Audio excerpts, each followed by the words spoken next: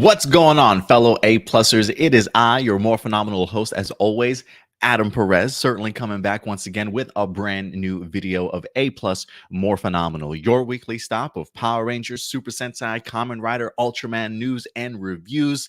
Going live over on our YouTube page, also streaming over on Facebook, as well as Twitch for you Twitch followers also, guys. So thank you very much for certainly joining us here on a lovely Saturday afternoon, hopefully kicking your weekend off right. I hope you guys have had a fantastic week so far. Now that it is in fact the weekend, I'm curious to know if you guys certainly have any plans or anything that you guys are planning to do for the weekend.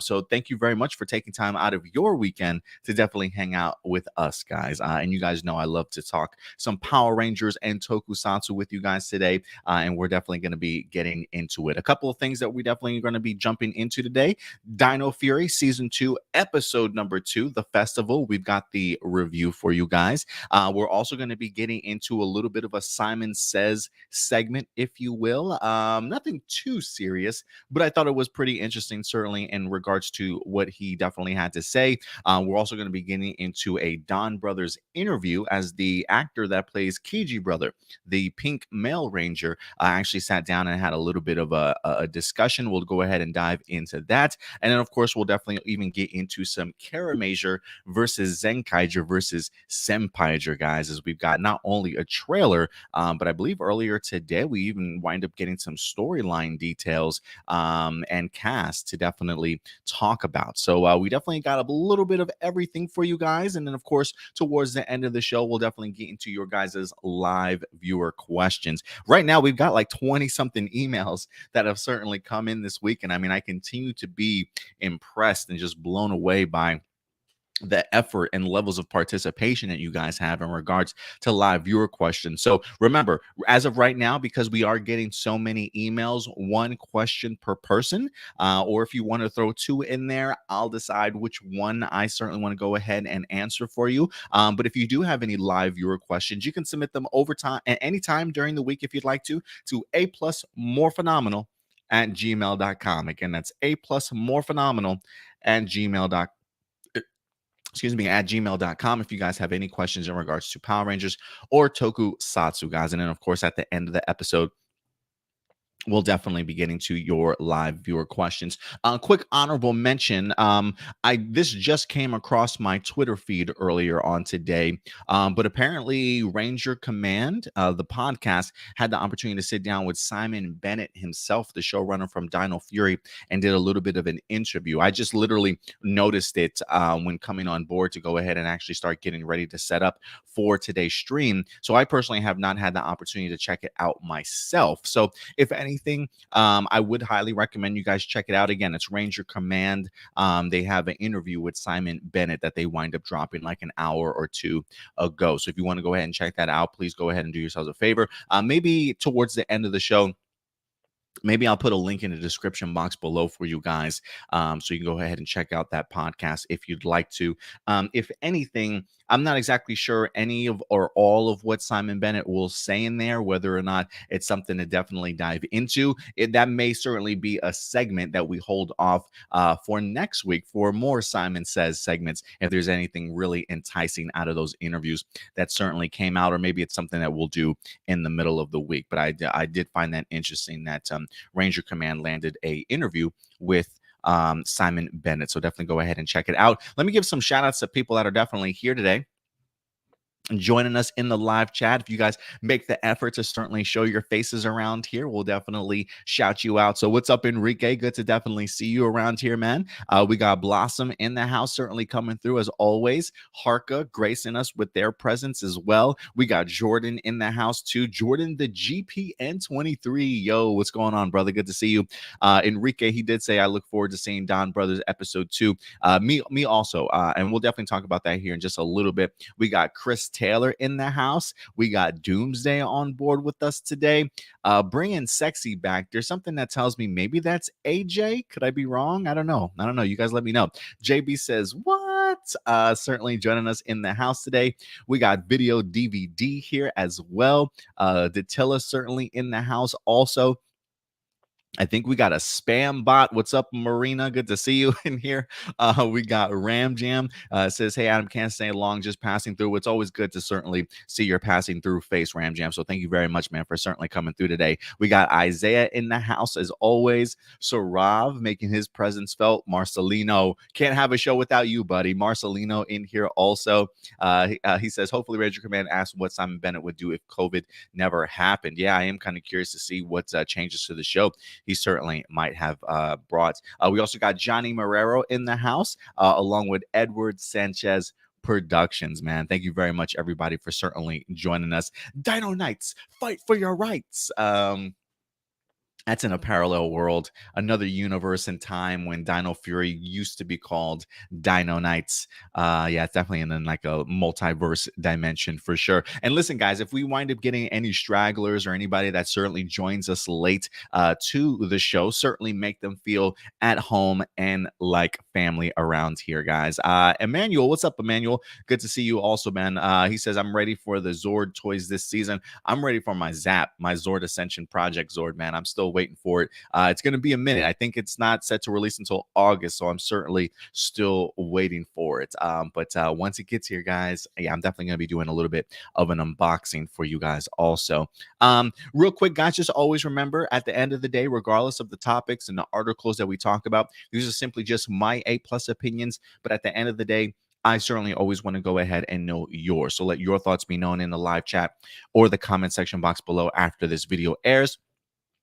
And since Enrique brought up the topic of Donbrothers, just for you guys, if you're interested at least, we are doing reviews for Donbrothers. In fact, earlier this week, we did drop our episode number 1 review of Donbrothers. If you're looking for it on YouTube, this is certainly what it looks like, but we did in fact post our episode 1 review of Donbrothers earlier on this week for you guys to certainly check out. Pretty impressive numbers when it comes to the views, at least for like the first episode of Donbrothers. For me, I think we cleared the 600 view mark since I dropped it like Tuesday morning for you guys. So it's definitely been gaining some momentum and some viewership. So hopefully along with that will be some new subscribers and some new viewers to the channel, to certainly say the least. But Donbrothers had a great first impression on me for episode 1, with the exception of the CGI characters. But outside of that, it worked extremely well. I was actually really hyped for it. Felt rather unique and different in its own sense, and I can't wait to see exactly how the remainder of the season is going to go. So first episode under the belt, really thankful for this new season. If anything, just to give you guys a little bit of a tease as to what you can expect when it comes to Donbrothers episode 2 review. You guys know I love my overlays here. I didn't have one for episode 1, but I did go ahead and create this for our reviews beginning episode number 2. I kind of dig it, man. I kind of dig it. The little waves that we've seen, the sunset and the villages up top, the gigantic wave over here. I kind of dig it. I kind of dig it. So this will in fact be our Donbrothers overlay for our reviews, certainly going forward, guys. But thank you for everybody that did watch our episode 1 review of Donbrothers. Certainly plenty more to definitely come. And if you love what you saw there, like I said, plenty more to come. So hit that subscribe button if you have not subscribed to the channel yet. I'm not sure what you guys are waiting on. Hit that subscribe button along with that like button. It really does go a long way. Doomsday says, I love the overlay for Donbrothers. Thank you, Doomsday. I appreciate it. He says, funny, in the beginning, you were excited for the CGI characters, and now you kind of take back everything good you said about the CGI. I don't know if I've ever said anything good about the CGI, Marcelino. That's always been one of my main concerns and worries. I mean, we even talked about the trailer where we got the opportunity to see KijiBrother and Inu brother fighting, and I completely sort of rolled my eyes. I even was worried about the CGI Zord battles when we talked about it in our Zenkaiger reviews. And luckily, those Zord battles, I think my concerns on the Zord battles for Donbrothers are definitely pushed to the side a little bit after getting the opportunity to see episode 1, if that's what the Zord battles are going to look like kind of going forward. But I've been saying it to the high heavens in regards to my concern and my worry about the CGI characters. Now getting an opportunity to see it in episode 1, I can see where my concern certainly was at. So yeah, I don't know what you were checking out. But yeah, first announcements. Yeah, maybe first announcements when I saw him, like I knew KijiBrother was a thing of nightmares because he reminded me of Slender Man. But if there was a character I was really looking forward to, it's probably Inu Brother, who's the dog, I believe. But just ever since I got the opportunity to check out the trailer itself and to see the CGI movements of the characters, yeah, it's atrocious, man. It's atrocious. Not the biggest fan of the CGI characters, at least fighting wise, shout out to Indy in the house. What's up, Sherman? Good to see you, buddy. Good old Indy Uchiha in here. So thank you very much. All right, guys. Rob says it looks like the characters have highly disappointed you. It's not the characters so much, guys. Again, I understand what I'm saying. It's the CGI fighting that takes place when it comes to these characters that I'm not the biggest fan of. Like, I don't know anything about KijiBrother to really have an opinion. I've never even had the opportunity to really see Inu Brother yet in this series. So these characters have not disappointed me. What has disappointed me is the CGI for the characters. I've seen the physical suit for KijiBrother. Anytime KijiBrother's on screen in a physical suit, it looks great. It's the CGI aspect of it when we see further out shots and we see him in his full length. Those are really disturbing. It looks really terrible on screen. And just from the trailer that I saw of Inu Brother fighting against some of these henchmen, it was cringeworthy also. So again, it's not the characters that I'm disappointed in. I barely know them. It's the execution of the CGI that just unfortunately does not work for me. But again, if you guys are looking forward to our Donbrothers reviews, we are going to be having them for you guys on a weekly basis. All right, guys. I think other than that, I think that'll probably do it in regards to shout outs, channel updates around here. As you guys can see, I got one of my ring lights set up here so I can do like maybe quick little side videos on the side. I do have some LED lights I'm kind of still looking to kind of put up. So yeah, definitely still some work in progress around here, but definitely executing some things. So I'm really excited to see what the future of A Plus More Phenomenal certainly holds. All right, guys. With that out of the way, though, I think it's time that we get into some Dino Fury review, don't you? For those of you unaware, Dino Fury Season 2, the first half, is officially up on Netflix.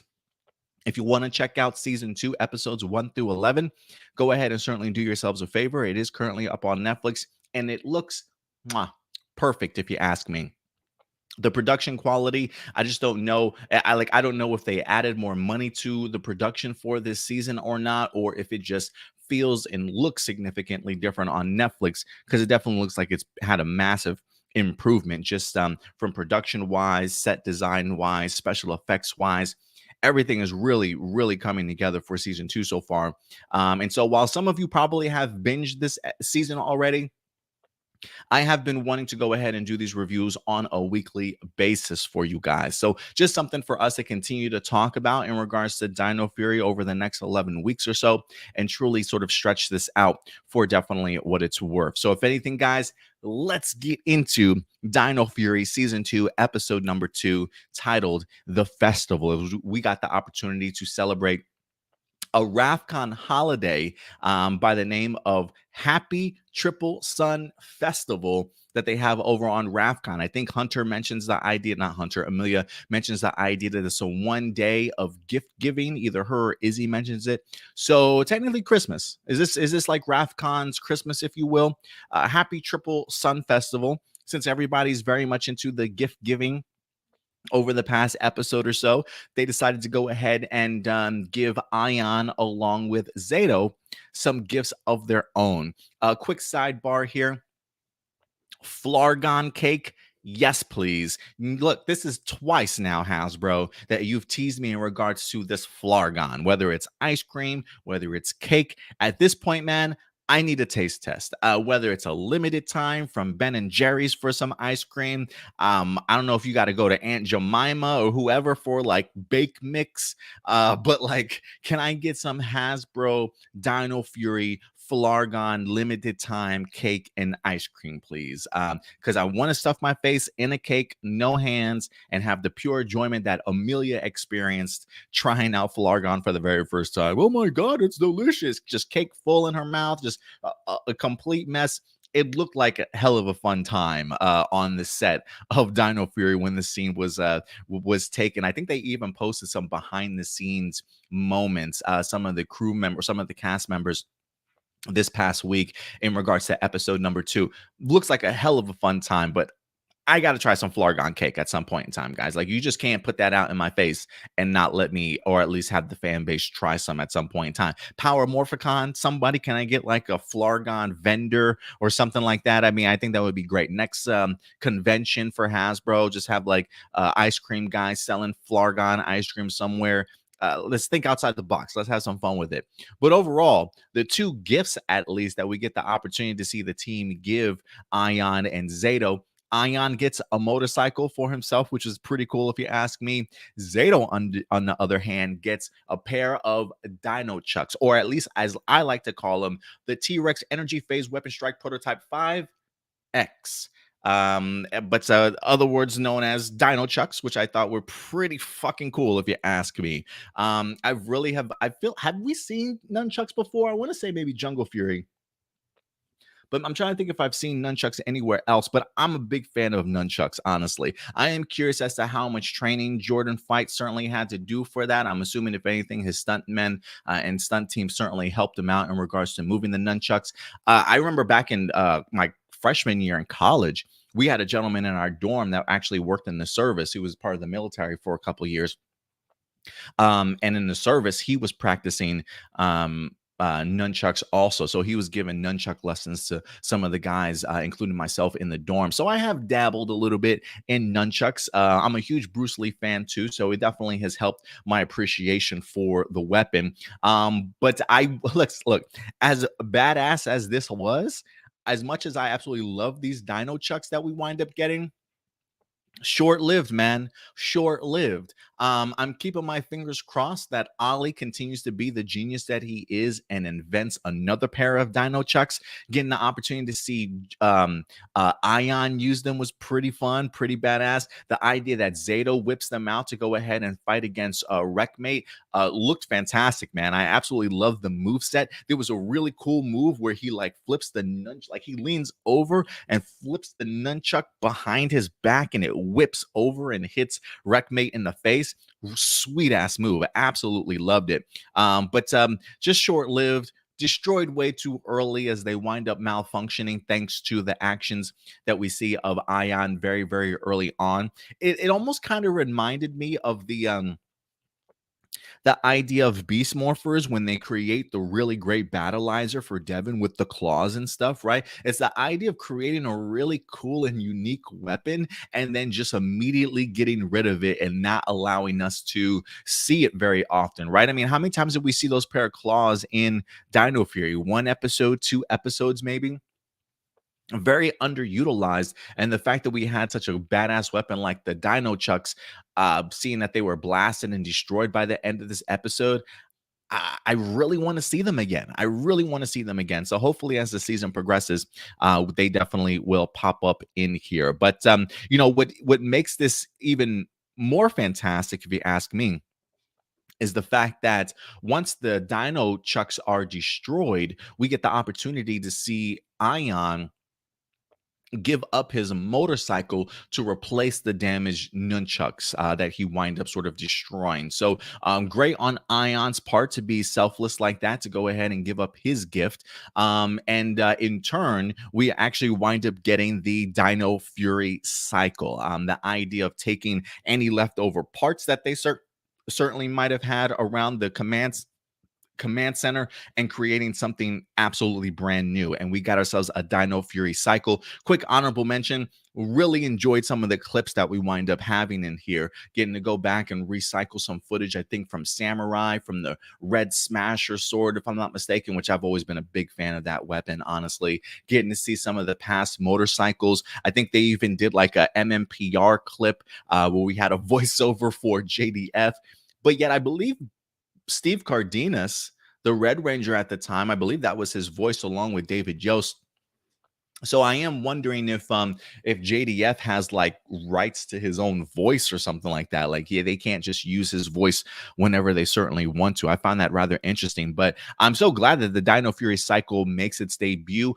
We've seen it already in clips even before this season wind up dropping, but it truly is a thing of beauty. And the effects that they have for this thing are just stunning. Like even the slash that Zato does as he sort of leaps off and he comes down, just the whole special effects set for that moment was truly breathtaking. So I even went ahead and watched episode number 3 and saw the bike come into play once again, and I'm really impressed. It feels like they are really doing their part to not only just include all new original footage, but I feel like the first couple of episodes in already, have we had a major Zord battle so far? Like, I honestly don't feel like we have. I feel like we had the Dino Fury cycle debut and put Wreckmate on his ass. And in the previous time, while we did have a Zord battle in the first episode, it was like in a digital realm or like a digital dimension sort of thing, right? So we haven't really had a city battle yet. And I'm finding that rather impressive that they are coming up with ways to wrap up these episodes without them just immediately being thrusted into a Zord battle to go ahead and wrap it up, right? So they definitely are doing their part in regards to changing it up and making things significantly different in here. So great ways to celebrate Happy Triple Sun Festival in here with the great gifts that we wind up getting. And yeah, the Dino Fury cycle definitely left an impression. You know who else left an impression on me in this episode? Wreckmate. We briefly saw him a little bit in season 1. I have mentioned to you guys before on this show that when it comes to season 2, it wouldn't surprise me if we see him around a few more times, just because he does become quite the formidable foe to the real soldiers in the Super Sentai counterpart as well.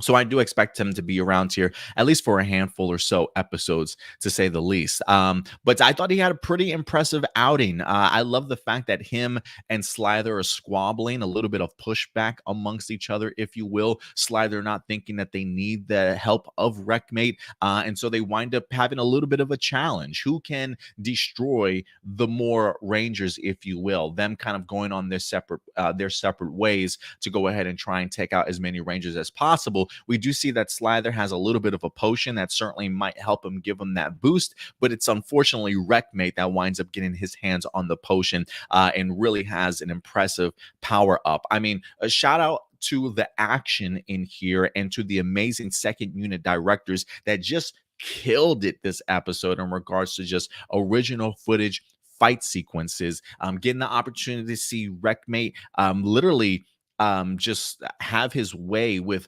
the entire group of Rangers for the most part, right? Like he wind up having his hands full a little bit with Amelia and Ali and Zato, but clearly came on top, especially once the nunchucks wind up sort of malfunctioning. But he really did give them a little bit of some trouble. And even towards the end, the fact that he finishes with those Rangers and then goes on to find and locate Slither and the other Rangers and gives those 3 as big of a problem also to literally run off those Rangers.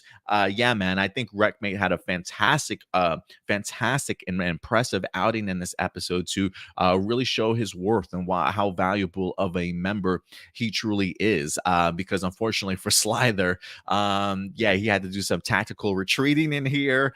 Poor guy got that ass whooped, and this was probably one of my funnier moments when it comes to Slither. Shout out to Campbell Cooley for, again, just the great voiceover work that he continues to do on a weekly basis. But Slither with the great dialogue, again, the writing team just really understanding him as a character, and Slither and Campbell Cooley just truly bringing him to life. My favorite sequence in here is evasive maneuver, and he like hits the box and just goes tumbling over and stuff.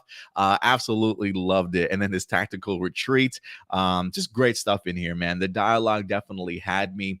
There are some cringy moments in here, like really cringy moments, you know what I'm saying? That definitely made me laugh, but like, oh my God. But the fact that I think Ion hits us with the wheelie moment. Zato returns the wheelie joke also. Just shows their friendship and how much he kind of appreciates the dad jokes. But we got that moment in here. I believe this was the burb guys, the be right back, the BRB moment from Zato also. I was like, burb, and Emilio's like, I keep telling him it's BRB, but again, it's the fish out of water syndrome for Zato that really works for this season. So just great humor, great timing. Some things can maybe be a little bit cringy at times, but it's the dad jokes that I kind of appreciate when they really hit. And then Slider with the great dialogue and just the great humor in here, man. They really did go a long way to certainly making me laugh. But again, the villains impressed me in here.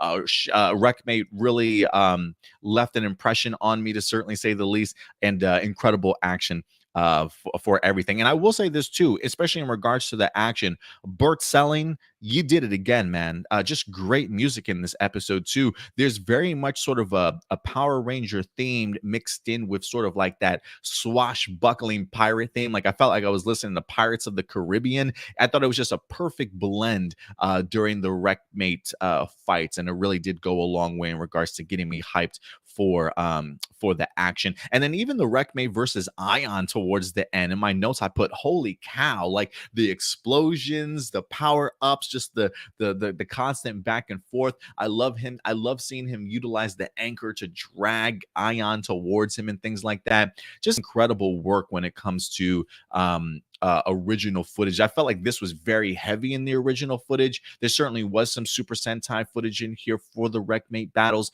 but I thought for the most part it was rather seamless and really well handled. So yeah, I just continue to love this show and everything that it certainly has going forward. But yeah, guys, listen, I think if there's anything that I might have missed, though, character moments, storyline details, concepts that you guys want to further go ahead and definitely continue to talk about, please go ahead and let me know your guys' thoughts in the live chat or the comment section box below. But yeah, I enjoyed this episode, especially for certainly what it was. We got some great action, some new introduction to some weapons and some new vehicles and things like that.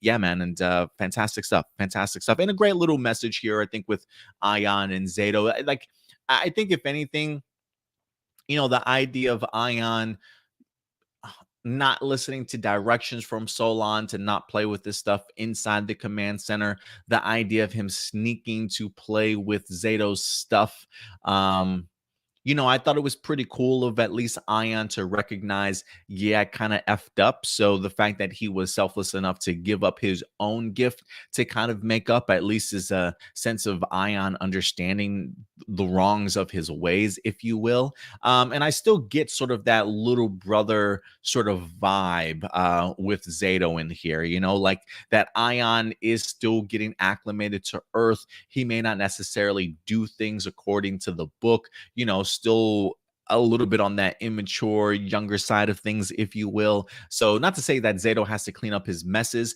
but that's just the relationship that I get between Zato and Ion. That Ion is definitely sort of that little brother type. So I thought it was pretty cool and pretty neat for certainly what it was. But the fact that we get the opportunity to celebrate something from RAFCON, I think really went a long way. And just great stuff overall, guys. But yeah, I want to know your thoughts. And again, if there's anything that I missed, definitely go ahead and let me know. And with that out of the way, let's go ahead and dive into some of your guys' thoughts about this episode and see what you are certainly saying. Um,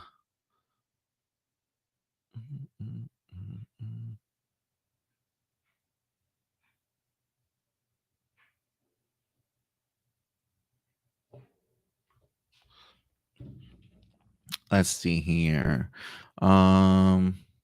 Adam says, funny people complain about the dialogue in Dino Fury, even though we've had more weird or cringe moments in Disney era, even Sentai. Yeah, I don't think it's been as bad. Like, I don't think the cringy moments have been as bad, because trust me, I definitely agree with you, Adam, in the sense of yeah, man, if anything, they have been worse seasons with worse dialogue. But I feel like there are probably more minimal cringy moments in here. And if anything, I think the timing and who is delivering sort of these dad jokes from time to time have seemingly worked for me.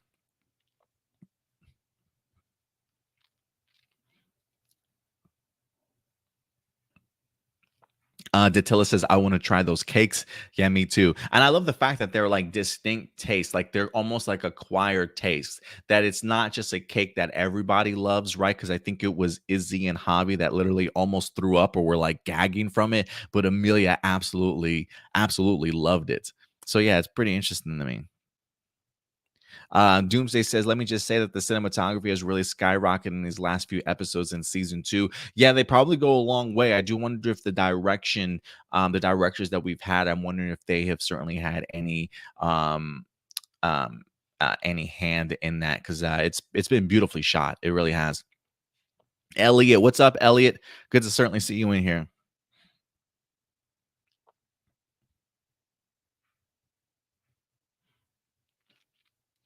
JB says, what in regards, I'm assuming, to the nunchucks? Yes, just Jungle Fury. Yes, I do remember Casey having nunchucks. One of the reasons why nunchucks is a pair of weapons I've always wanted to see utilized a little bit more. So yes, I am glad that they were brought back in here. Jordan says it was pretty sad that the nunchucks were one off. And again, it's one of those things where I'm just like, why? Why are these becoming one offs? I do hope that they wind up popping back up. Like for instance, Izzy's javelin from episode 4, when she utilizes her javelin in the fight with Boom Tower for the first time. I thought the javelin came in extremely great use, and I thought maybe she would utilize the javelin sort of as her own individual weapon outside of the sword. You know what I mean? Same thing with Devin and Beast Morphers, like we brought up, very short-lived battleizer mode with the Fury Claws or whatever they call them. And now we got the nunchucks, which I think would have been a really great secondary weapon for somebody like Zato. Like, I love the shot of Zato rocking the sword with him, and then yet also having the nunchucks in his hands. Just really cool looking stuff. But just a shame that we get these really cool additional weapons and never seen from again, unfortunately. Yeah, Marcelino says, hopefully the nunchucks inspire the Rangers to have their own unique weapons like we see in the toy line. Yeah, like I think the javelin should be a unique weapon for Izzy. And then every other character have certainly their own. So I definitely get it. Doomsday says, I was a tad bit disappointed that nunchucks were one of those one episode things. Yeah, it's a bummer, man. It's a bummer.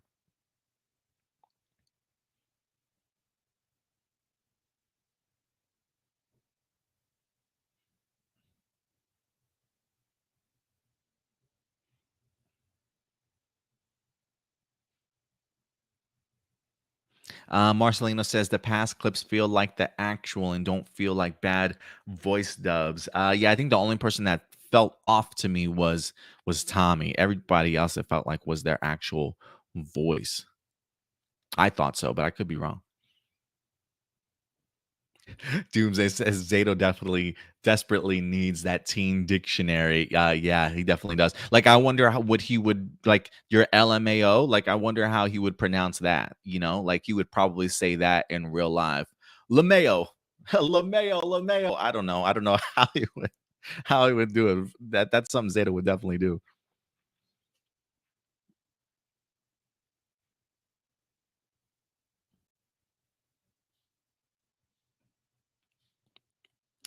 Blossom says I did like the samurai references they did. I definitely agree with you. It's pretty cool showing some love to samurai. Doomsday says, I feel Dino Fury is becoming another anniversary vibe season because normally for non-anniversary, they don't mention any past Ranger team. And for anniversaries, they do mention them. I definitely get what you're saying, Doomsday, for sure. And I do wonder if it's something that Simon Bennett has learned. While it may not necessarily be heavy in regards to cameos, again, I don't know how the remainder of the season goes.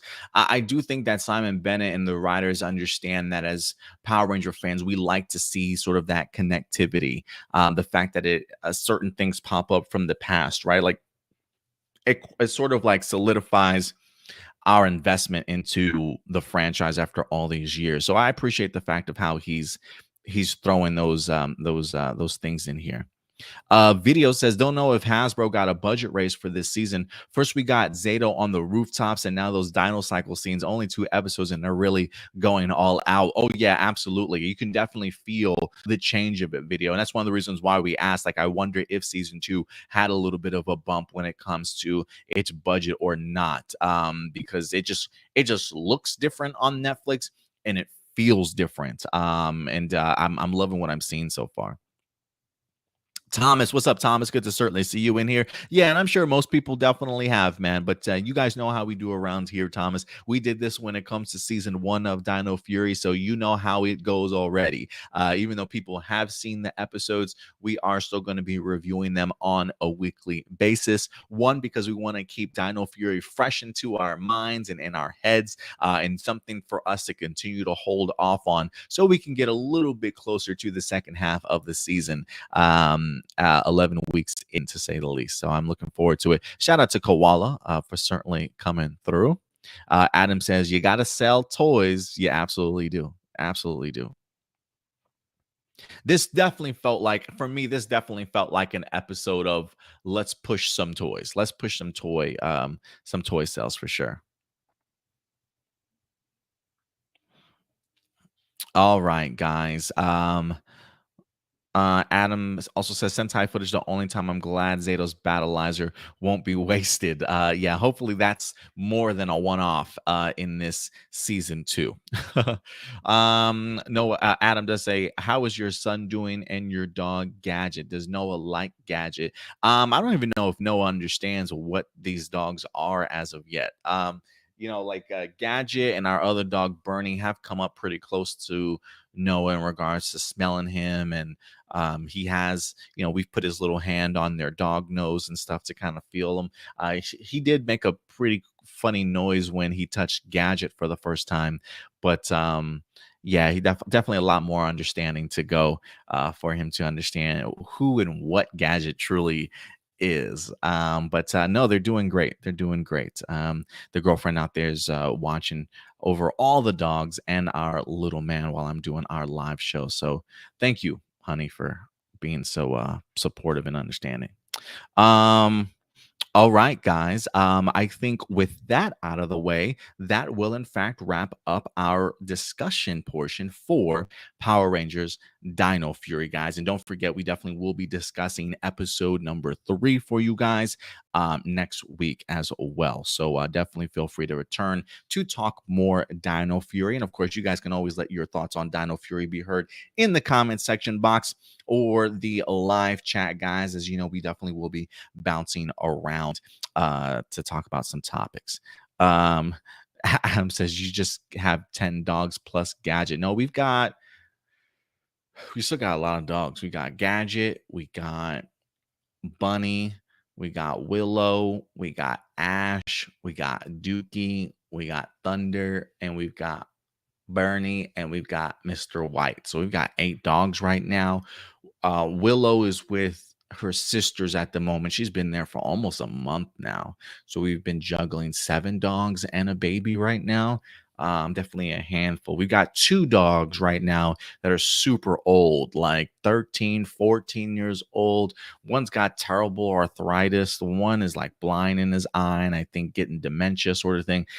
Me and the girlfriend are definitely going to have a talk in regards to these 2 dogs. But we'll see. We'll see how things go. But yeah, we got a lot of dogs. We got a lot of dogs and 1 baby. 7 dogs, 2 adults, 1 baby. I feel like that's the name of a movie or something like that. What's up, Midwest Tokusatsu? Certainly good to see you in here, Midwest. Thank you very much for certainly joining us. Let's go ahead and dive into our next topic, guys. Oh, you know what?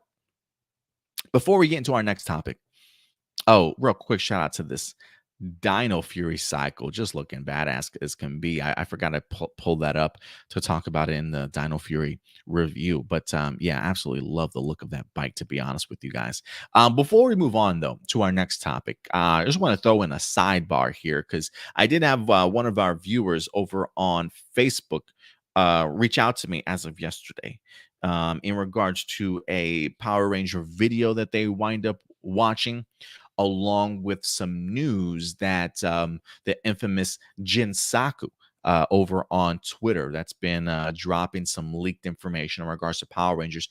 This past week, I believe on the 8th, I think he wind up throwing out a tweet, and the viewer here from Facebook made it adamant that he certainly wanted me to talk about it a little bit. But I've told him before, this is something that I feel like we've personally have been talking about ever since the idea and the concept of Zoologer maybe potentially being the next season got brought up, and all the ideas that Jinsaku and Joe from the Illuminati have been dropping over the past couple of months. We've kind of already been talking about that, but they wanted us to go ahead and dive in a little bit more to the information that Jinsaku wind up dropping earlier this week, and that was in fact.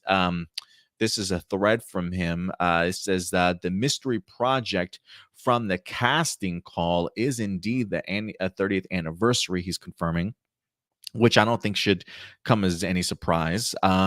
Expect new and old Rangers to return. And then not tied to the reboot of Jonathan Entwistle. That last part, I think we kind of already knew. Like for me, I don't see any of this as like really new or earth-shattering sort of news right here, because I feel like some of the stuff Jinsaku has mentioned in the past has kind of hinted at this stuff already. He says, not a leak, but I'm expecting this to be the last iteration of the show, like one big wrap up for the series, which would kind of make sense. You know, there have been people that have been kind of pushing back already on the idea. Like, you know, we sometimes you get, I don't know if they're just trolls or they're people that really just don't want to accept the truth, that think that the casting calls and rumors for 4 to 5 or 5 to 6 weeks is false. Like we're pushing some sort of a lie. Like, no, there's no way, because we got to get 40 plus episodes or 20 something episodes of Power Rangers. And I'm trying to explain to people, this is not going to be a full season. Like there's no way you can create a full season out of 4 to 5 weeks of shooting. So I think we got to really get it out of our heads to expect an entire or full season of a show when it comes to this project, with the idea of it only being 4 to 5 weeks worth of filming. I can only imagine that it's a mini series, a limited series of some sort, or a movie in regards to wrapping up the 30th anniversary. And that's something I would be completely on board with. Yeah, at least that's what I'm definitely expecting. You know, when he says expect new and old Rangers to return, I think that would be pretty cool. You know, look, one of the things that we've been talking about, and I really want to go back and rewatch some of my A plus more phenomenal videos to try and figure out when we started talking about this. I don't know if this is what they're going for, but we've always been challenging Hasbro around here to do things creatively different, to change the formula of your Power Rangers show, to not be afraid to create something that's not just a pure adaptation of something that's kind of come before. And while I don't necessarily know what this is, the fact alone that it's 4 to 5 weeks worth of filming tells me already that you're doing something significantly different and unique to the franchise that we certainly haven't seen before. The fact that it's going to be dropping on 2023 makes sense that it would be something to bring in the 30th anniversary. So again, a lot of this stuff doesn't feel like earth-shattering news, because I feel like Jinsaku's mentioned this before, or at least hinted towards this in some of the things that he's been talking about. The idea that we're expected new and old Rangers to return, there's a part of me that really wants to not only see this sort of wrap up the 30th anniversary, but also lead into other things. I do wonder if this is going to be a little bit of a mixture of some Zoologer stuff. Like if we're bringing in new Rangers, I do wonder if the new Ranger or Rangers will in fact be Zoologer related. Yet you're also mixing in old Rangers to return. I believe Jinsaku this past week, when he did like his Twitter space, might have mentioned the idea that he doesn't think it's a Super Sentai strongest battle. I don't want to put words in his mouth, but I thought that's what he said.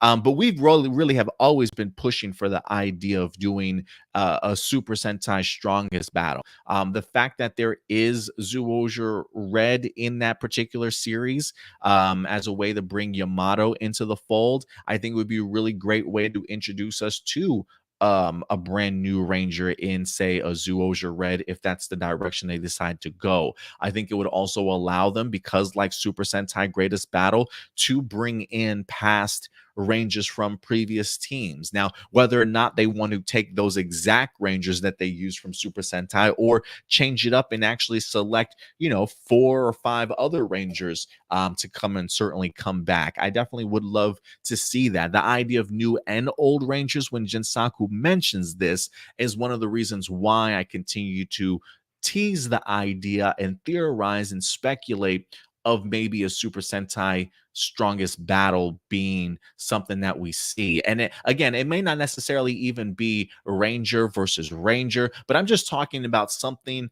inspired from it. The idea of knowing that you can make a mini series like Super Sentai Greatest Battle, along with the idea of utilizing the same ideas of bringing in new and old Rangers into that miniseries or movie. Like, just taking those concepts alone, you could definitely have some fun and do something significantly different for an adaptation or an all-on original footage concept of Super Sentai Greatest Battle. So I definitely do think that there is a way to handle it, because again, Super Sentai, also that Strongest Battle miniseries, also helped lead into a new project with Real Soldier.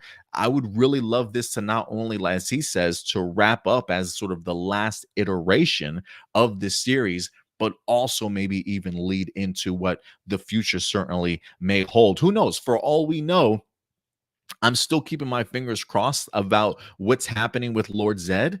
I don't fully know if Lord Zed's coming back for Dino Fury season 2. I'm under the impression that he certainly might. They definitely have teased him, but we haven't seen him, or at least I haven't seen him since the end of season 1. Who's to say Homeboy doesn't come back and is the main villain for this particular moment? Like, if you are going to be wrapping up the series or the franchise in one big way, to have to take down Lord Zed once and for all would definitely be a very formidable fight that would need to bring in new and old rangers for that. So again, I do think there are some elements to Super Sentai Strongest Battle that can be implemented in here. And I think it would be really great if they did something unique and original in that sense, to create something for the 30th anniversary. So Jinsaku continues to drop great hints here and there. I know he said this was a thread. He says, with 4 to 5 weeks of filming, I don't know if it's a full show or a mini series. I really don't think it's a full show. I am under the impression limited or mini series or even a movie. Like, those are my 2 options that I'm thinking as of right now. He says, also, I don't have any information on who's returning or what suits are being used, but once I find out, I'll definitely go ahead and let you guys know. He says, I don't think this has anything to do with David Yost. It's a 30th anniversary for the whole series. So it definitely looks like this is something special that Hasbro is certainly putting together themselves. So I did find this rather interesting, man. I really did. Didn't really plan on talking about it so much, because I feel like we've talked about this. And before, but look, I don't mind certainly bringing it back up. What's up, Michael Rhymes? I appreciate you certainly coming through. He says, I wish people on social media would stop giving us rumors and leaks. I miss when we got surprises. Yeah, unfortunately, that's just the world we live in these days, Michael. Especially social media is like the haven for getting information early these days. Trust me, I definitely understand, because I was just talking about with the Tilla about this over on our Discord. The idea that there are some things that I definitely miss having being kept secret from us. You know what I mean? And I do think we can certainly still get surprises. Like, I think the idea of getting these leaks and these rumors, like, to me, just suggest, oh wow, we're getting something unique and different for the 30th anniversary, but I have no idea what that is. And so for me, that is still very much still a surprise, even though I'm pretty sure I wouldn't be surprised if we find out what it is before Hasbro makes an official announcement. But I hope they get to make the official announcement first, because then that will definitely be a real surprise if you ask me. Blossom says, I wonder what the mystery adaptation is. I have no idea either. I'm hoping it's a combination between Zoologia stuff and Super Sentai Strongest Battle. Again, it doesn't have to be a pure adaptation from it, but just concepts and ideas, and utilize those and create something original from it. I think that would really go a long way. JB says, what says he thinks you can create a full season in that time period. How good would it be? That's what you'd have to ask. I mean, granted, JB says, well, of course, I mean, anything would have to be that good to ask. I don't know if that's possible, though. I'm just going to be honest with you. If you're talking about a 22 episode season, from everything that I've read, it takes about 4 to 5 days in order to make one episode of like a comedy or like a 20-minute sort of sitcom episode, if you will. So if we're talking a 20 to 30 minutes, which is the episode length of one Power Ranger episode, and it can take 4 to 5 days to film one of those, and we're asking them to do that for 4 to 5 weeks, there's a part of me that's thinking to myself, what? So that gives us six, maybe seven sort of episodes for them to go ahead and do before they get into post-production. So again, I think that's one of the reasons why I'm not leaning towards a full season. Could you do it in an entire 6 weeks? I mean, I don't even think you could. I mean, unless you really wanted to try, it would be extremely pitiful of a show, I think. But we'll see. I could definitely be wrong. Certainly, I definitely have been wrong in the past. The A Games 10, he says the Jinsaku leaks kind of sounds like a certain 4-part Sentai battle miniseries. He does not say anything about it possibly being Strongest Battle at all. No, he certainly hasn't, and that's my suggestion. That's one of the things that we've been pushing and theorizing and speculating for months around here. I believe also with George Jr. I don't know how long or how early he's been pushing the concept of Super Sentai Strongest Battle. We're not saying that that's what we're going to get. We're just simply saying that Super Sentai and Toei have done things in their franchise to show that they don't mind experimenting outside of the normal formulaic seasons. And now that Hasbro has control of it, of Power Rangers, I'm pushing them to just simply be more creative, to do things unique, to not necessarily rely on just the formula of Power Rangers that we've had for the past 29 years. So this is just me simply theorizing and speculating and pushing for some creativity from Hasbro to really think outside the box and do something different that Power Rangers hasn't really seen, honestly. Jordan says miniseries. So yeah, just speculation on my part. Jinsaku has not confirmed any of that. Jordan says miniseries seems to be a big theme nowadays with 6 episode seasons around Marvel, Star Wars, etc. Yeah, we just got a limited series when it comes to Boba Fett. They also just announced a limited series for Obi-Wan Kenobi for Star Wars. Also, this is the flexibility that working for Netflix and just streaming services in general provide for you, that you can have these small stories, being small and focused sort of stories certainly being told. Pranda, what's up, Pranda? Good to see you in here. Thank you very much for coming through. Trekkie, what's up, Trekkie? He says, hey, thanks for the shout out earlier for command. Hope everyone, oh yeah, man, hey, anytime. We definitely love shouting you guys out. You guys do incredible work over there, keeping us informed, especially when it comes to Ranger Nation and Tokusatsu. So trust me when I say, man, we appreciate all the hard work that you guys do and giving us plenty of stuff to definitely talk about. So we appreciate you, Trekkie. Thank you very much, man. Let's see here. Yeah, we like to definitely push other YouTube content, any other articles and stuff that we read or see for sure. We definitely love to give some shout out and love to everybody.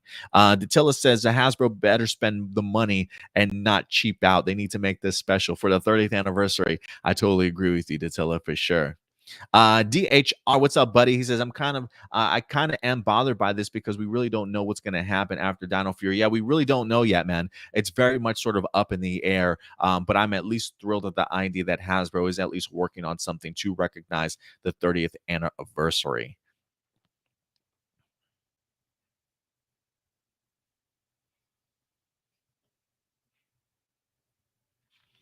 We got Enrique says, do you think there is all cast revealing for the upcoming Power Ranger project on Power Morphicon or Hasbro PulseCon? whichever one comes first, Enrique, if I had to guess. I mean, I know Jinsaku mentioned that we might be getting some big some news here in March. We'll have to see what that news is. I don't know if it's going to be in regards to this project or the Jonathan Entwistle stuff, but he has been pushing the idea that March we should be getting some news.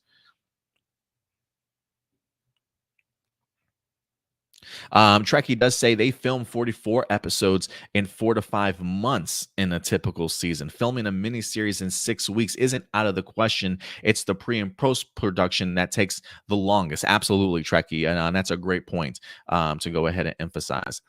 Um, let's see here. Mike Knight Hero says, "Hey Adam, what's up, man? Been a while. Whatever we get in for the 30th anniversary, the main thing is starting to write something for us to enjoy, especially the fans who support the franchise." I totally agree with you there for sure. Um, Mike says, I think it's the strongest battle that will get adapted. We will see Javi and Izzy come back. Yeah, if there are going to be some returning members, that would make sense considering the fact that at least if they wanted to utilize Sentai footage, they could, at least when it comes to Izzy and Javi and having them included. But we'll certainly see. Again, it's very much up in the air in regards to what we're going to get. The A Game says, do you think Hasbro could even come up with names for the unadapted seasons if it is strongest battle adaptation? I don't know. I do think I do think when you're adapting that, the one pushback that I've seen to the strongest battle adaptation is that people have said they don't want like Ranger on Ranger crime, like they don't want Rangers facing off against Rangers or fighting against Rangers, and I get that. But again, the idea and the concept of strongest battle you could probably still take and utilize, but instead of it being the Rangers facing off against each other in like that big of a group, maybe there is another villain or another storyline that's kind of bringing sort of these Rangers together. So it doesn't necessarily have to be a direct adaptation to Super Sentai Strongest Battle, but more or less influenced, I think, is probably the word that I'm looking for. More influenced than a direct adaptation, if that's the case. I mean, look, I'll take a direct adaptation for sure, but I don't mind the idea of them making some changes to fit whatever it is storyline that they definitely want to create, especially if they're trying to push this. Again, this is a big if they're doing original footage, they may certainly have other ideas, but want to take some influences from that miniseries.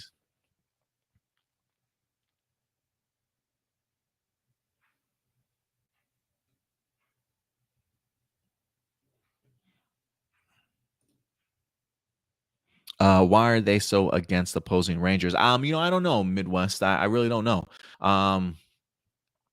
Yeah, I'm not really sure. It's a pushback that I personally hadn't really heard too much about, so I was kind of surprised when I did hear it. But I think they could definitely work their way around it for sure. He says, "Would Troy and Brody actors come back for this project if it's Strongest Battle?" I will say, and those are definitely two actors. If they wanted to bring back, they certainly could. I can see Brody's Ninja Steel coming back if they wanted to. I can see Brody's Ninja Steel coming back. I don't know about Troy so much. I would very much rather them just pick other Rangers to certainly come through if that's the case. You know what I mean? To represent them, but that's just me. That's just me. Unless Hasbro is able to pull more acting chops from what's his name, Andrew, then maybe we'll definitely get him back. But we'll see, guys. It's all up in the air. It's all speculation in theory. But I definitely want to go back and try and go through some of my A+ more phenomenal videos and see exactly where we started suggesting and hyping up the idea of potentially a Super Sentai Strongest Battle. It is something that I would like to see. So look, we predicted the Power Rangers going to Netflix in regards to releasing itself as a movie. We had gotten some pushback in regards to that. Understandable. Some people want to see it in the big screen, but we predicted that like 6-7 months before it was announced. So I'm kind of hoping that maybe this will happen again when it comes to Super Sentai Strongest Battle. But I'll be happy regardless if I'm right or wrong in that. But I the fact alone that we're just getting something unique and that Hasbro and Power Rangers is doing something different, while I'm sure worrisome for some people, I'm really anticipating it, man. I cannot wait to see what they have in store for us. I truly can't. Mike Knight says, man, that would be great to see Andrew and Will return.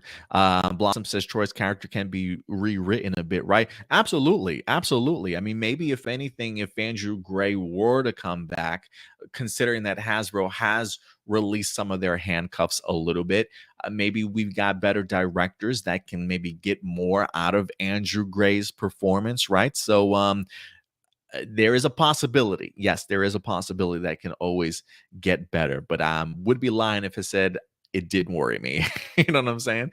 I would be lying. Speaking of Dino Fury, in regards to the future of Power Rangers, I do want to take this opportunity to jump into our next segment, and that is the infamous Simon Says segment. What's up, Simon Bennett in the house? Congratulations on season 2, man. I know you've been getting a ton of compliments lately. I've seen people just blow you up on Twitter lately. Congratulations, man. Ranger Command interview to look forward to. I'm letting people know about it, bro. High five, is good to see you, man. No, look, Simon, at some point in time, you got to give me a high five back. I'm getting really offended. I'm getting really offended. I may not have you on the show any longer if you keep that up. May not have you on here. But anyway, guys, in regards to Simon Bennett, rude ass this week, we wanted to go ahead and highlight something that he mentioned for us at least, that kind of gave us a little bit more guidance in regards to how we should certainly review Dino Fury going forward. And I thought this was actually pretty interesting. Whether or not he gives some insight in regards to when the second half of season 2 drops, I did think that what Simon Bennett said in here was pretty insightful. And hopefully people will certainly come and follow us along on this. But let's go ahead and dive into this real quick. This is what Simon Bennett mentioned for our Simon segment. Says somebody this week reached out to Simon, says Pukina 1, how slow should I pace watching the first half of Dino Fury to make the wait for the second half seem shorter, right? Like, one of the things we've been talking about is we don't know when the second half is going to drop, right? We don't know how many months in between it's going to be before we wind up getting the second half. I've been telling people for quite some time, just because of the fact that it is on Netflix doesn't mean that there isn't a hiatus. There's always going to be a hiatus, a time period in which we have to wait for the next season to certainly drop. And one of the reasons why we've been wanting to go ahead and do that in regards to our reviews weekly is to hopefully get us closer to the second half. So he does ask, how slow should I pace watching the first half of Dino Fury to make the wait for the second half seem shorter? And this is what Simon Bennett said for himself. I would recommend one episode per week, is what Simon Bennett certainly says. And then the guy says, so it's not like a 4-month wait till Nickelodeon. And Simon does say, I honestly don't know. So Simon Bennett himself doesn't seemingly know when the return of Dino Fury season 2 is, but he is at least suggesting, if you want to bridge that gap between the time period in which Dino Fury season 2 might drop, the best way to certainly do that is to pace yourself one episode per week. And so I think, listen, I'm going to take your advice, Simon. If that's the way you think I should slow pace watching season 1, one episode a week seems rather digestible to me. Granted, I'm probably still gonna binge it anyway. Granted, I haven't binged it yet, but I have watched episode 3 already for you guys. So I'll probably watch episode 3 again before next week, and then try and also watch episodes 4 and 5 if I can, to get a little bit ahead. But I kind of dig the idea of recommending one episode a week. And listen, Simon Bennett's a smart man. This guy knows exactly what he's doing, right? Like, you want people to talk about Dino Fury for as long as they can. That is one of the downsides of binging or dropping your shows all at once. You drop it one week, everybody watches it in a week, they talk about it for a week, and then weeks 2, week 3, week 4, the season talk has really dwindled, if you will. But the idea of Simon saying, hey, I recommend you watch one episode a week, you know what that means? 11 weeks of Dino Fury talk. And that's exactly what you want. You want your hashtag or your show to certainly continue to be talked about for that entire length of time, so that people maybe who haven't had the opportunity to check out Dino Fury, maybe you come in episode number 8, right? 8 weeks in, and somebody happens to trip over a comment you made about Dino Fury, and now you've gained a brand new viewer or something like that, right? So it definitely always works out that way. I personally think to be a little bit better. So while I personally don't mind the idea of binging, I truly enjoy binging a good season.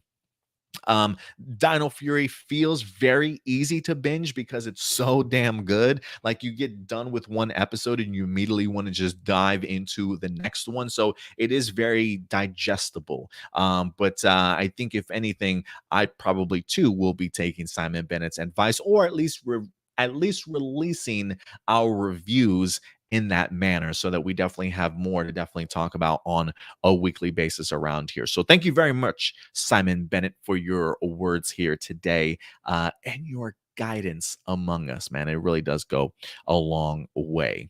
But all right, guys. But yeah, definitely go ahead and let me know your guys' thoughts in regards to what good old Simon Bennett said. Let me go ahead and pull that back up, because I do want to pull up some of your comments here.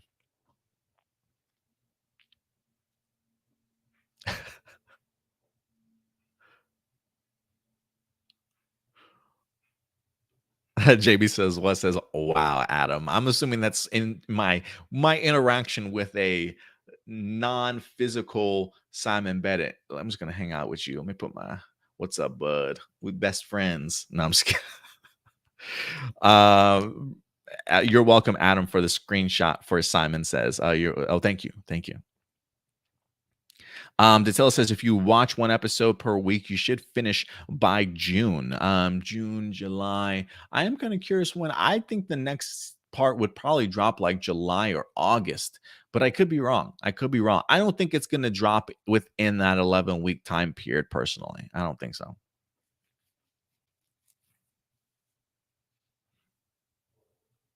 JB says, what says he's also going week by week. So interesting.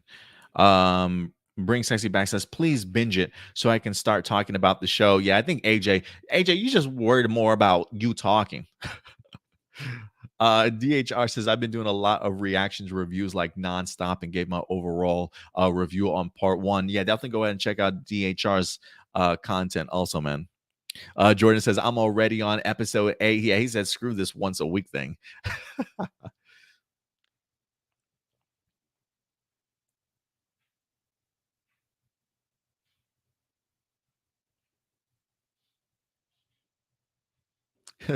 JB says, I like week to week, since my old ass to binge, I'm going to sleep. No, I feel you, man. I feel you.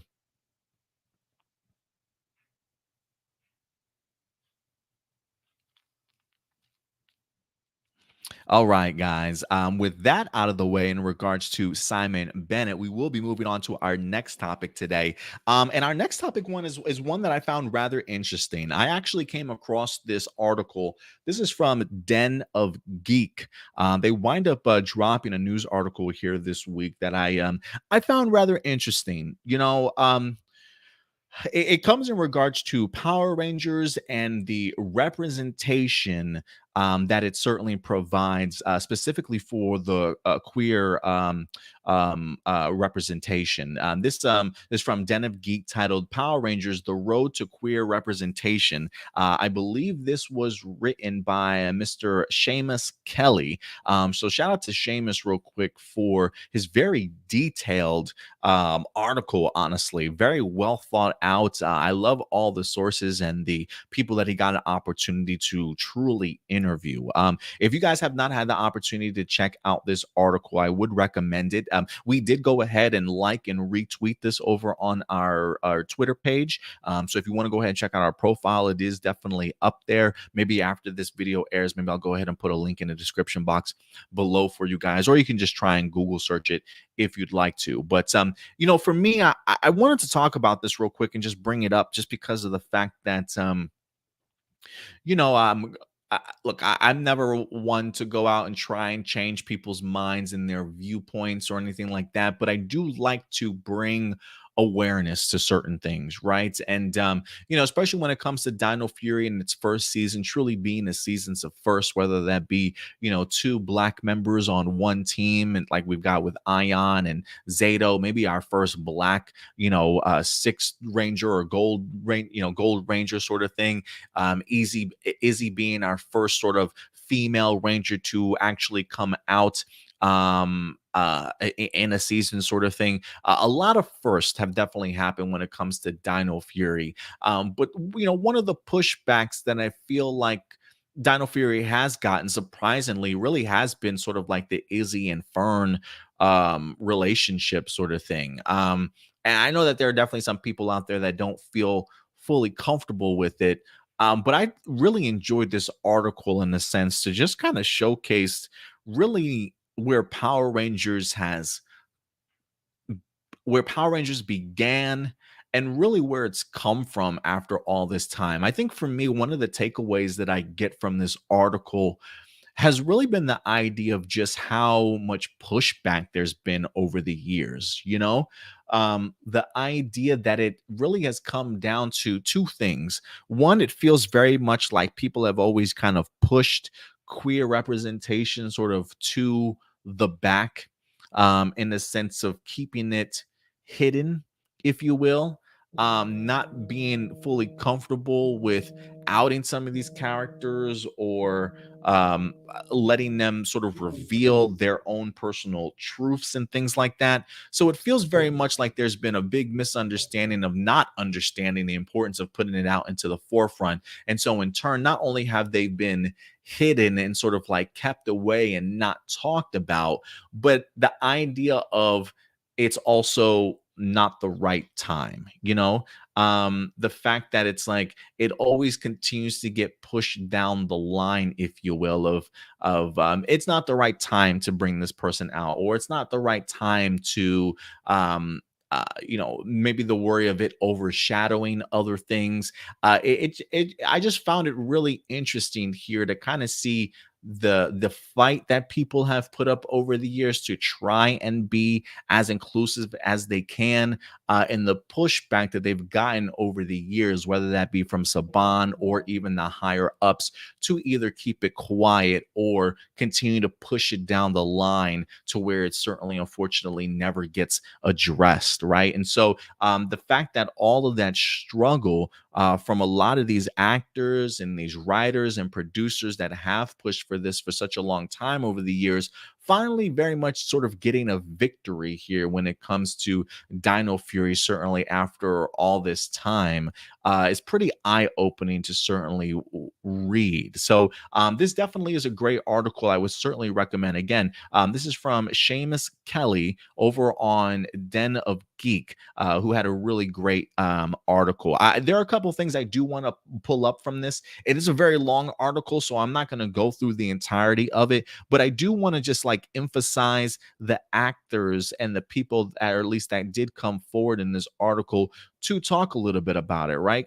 First and foremost, I mean, it definitely highlights the David Yost situation that we wind up getting years ago. Some of you guys will definitely remember this. I mean, this is David Yost. The article says this lack of acceptance on screen was reflected behind the scenes on the series, and one person in particular bore the brunt of it. David Yost, who played Billy the Blue Ranger, knew he was gay while working on the show and had to take precautions to make sure no one would find out. As Yost recalled while speaking at a conference of LGBT Mormons in 2011, he says, "I said I'm not going to be gay. I'm going to focus on my career. I tried to date women, so to speak, but I started to hear rumors about me and my sexuality. For 3 years, the rumors kept getting more and more relentless. Yost recalls overhearing producers and co stars watching footage of him and throwing out homophobic slurs. Yost vividly recalled that several nights he got home from work and contemplated suicide. He says, everybody thinks everybody in Hollywood is accepted and it's great to be gay. It's not if you're an actor, and it's not if you're in front of the camera. So it immediately shows, especially just during that time period of the original Power Rangers, just really how people viewed the notion of just being gay, right? The idea of that we had somebody like David Yost who literally had to hide who he was as a person, to have to act like somebody that he definitely wasn't, because of the fact of who he wasn't accepted, or people didn't think it was normal back then, right? So to be able to see, first off, kudos to just David Yost, real quick, for just all the shit that this man has been through after all these years.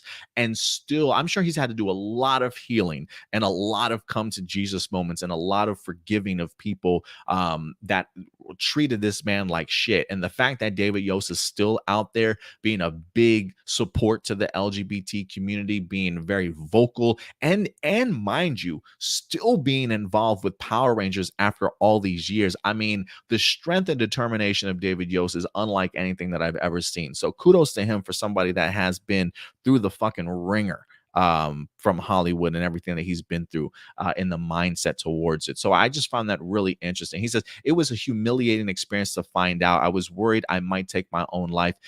In order for me to get a handle of what was going on, I needed to leave. So he walked off the set. So just crazy stuff when it comes to David Yost. But it also goes on to talk about, I think they get into Dino Thunder a little bit.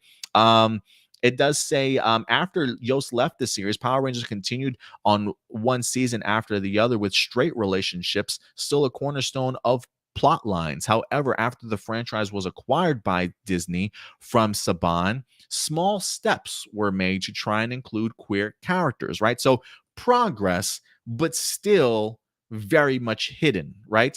Marchand, who was an out lesbian at the time, and the other writers knew a gay ranger was never a possibility at the time. But in 2004, Dino Thunder introduced Haley, the team's resident text expert. Even though it was never confirmed on screen, Haley was intended to be lesbian. The actress does say she was never given any directive or any subtext, but the writers did talk about it. We were starting to think, could we in any capacity introduce a gay character on this show? And one of the things that you'll start to notice in here as we're going through the years from Saban to Disney is, again, it's the idea of these subtexts, these undertones, never openly expressed or said, but like, let's emphasized.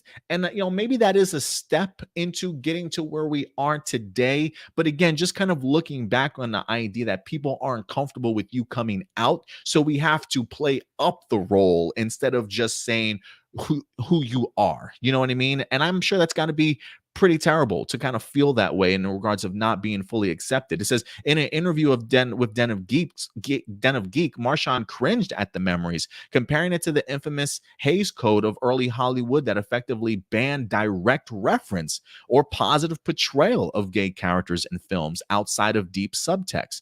It's embarrassing. It's gross. We even had to sneak it under the wire. I believe we did shoot it during the finale, but it was cut for time because Haley wasn't a major character.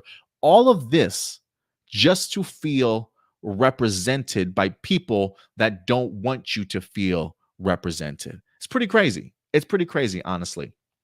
But that's not the only person. So that's Dino Thunder, right?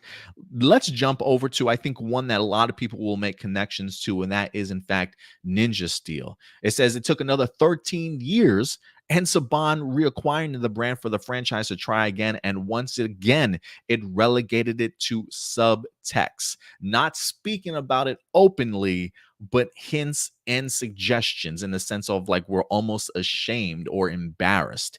It's pretty cringy, man. So we got Monty and Victor here, played by Chris Reed. and Caleb Bendit, I believe, who portrayed, Caleb Bendit portrayed Monty, and Chris Reed portrayed Victor. It says, to the two actors, Monty and Victor seemed like the complete opposites. It says, according to Bendit, there initially wasn't any reaction to him playing Monty as gay, since it was obvious to anyone who read the script. When Monty says, Victor, there's no one in the world more handsome than you, everybody seemingly knew. The writers even praised Bendit's take on the character, but 2 months into shooting, Reed and Bennett were caught off guard when they were told by higher ups in production, we know what you're doing.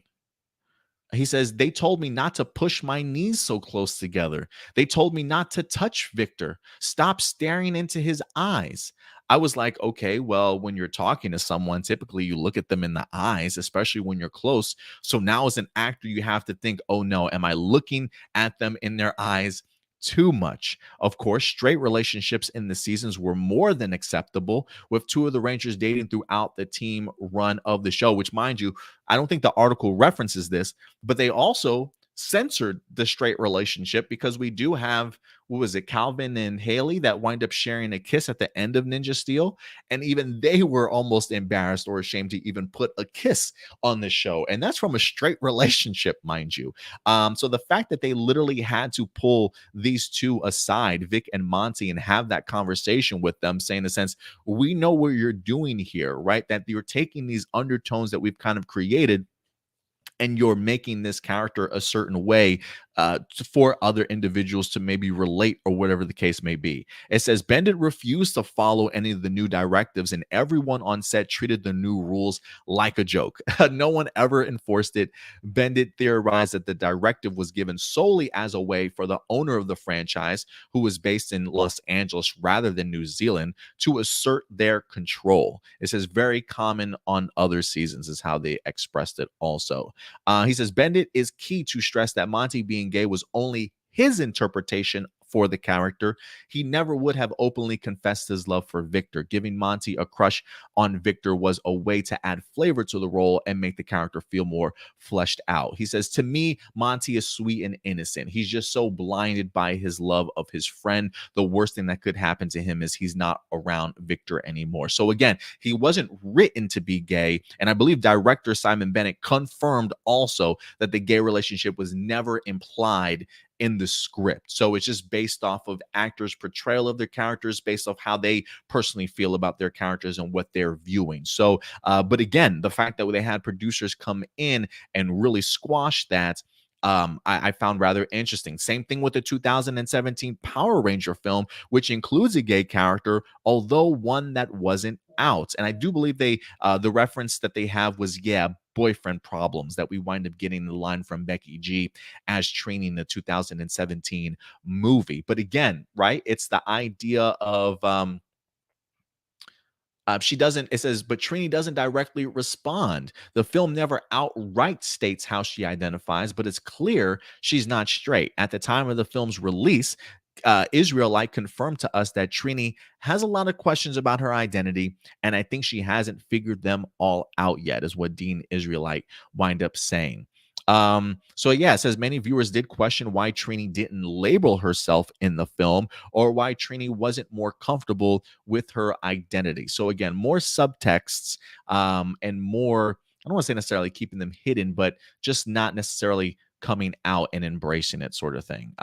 So I just find it pretty interesting. And of course, we also got, I love the fact that, again, super detailed article in here, because this even goes as far as to emphasize Power Rangers Hyperforce, and Megan Camarena, who played the Pink Ranger Chloe, found Trini in the film to be super affirming and validating, especially with, since Camarena is pansexual and half Hispanic. However, when Camarena wanted to make her character bisexual, she was told by Saban that while it was okay for her to play her character as bisexual, it was never going to be explored. She could imply it, but could never be stated.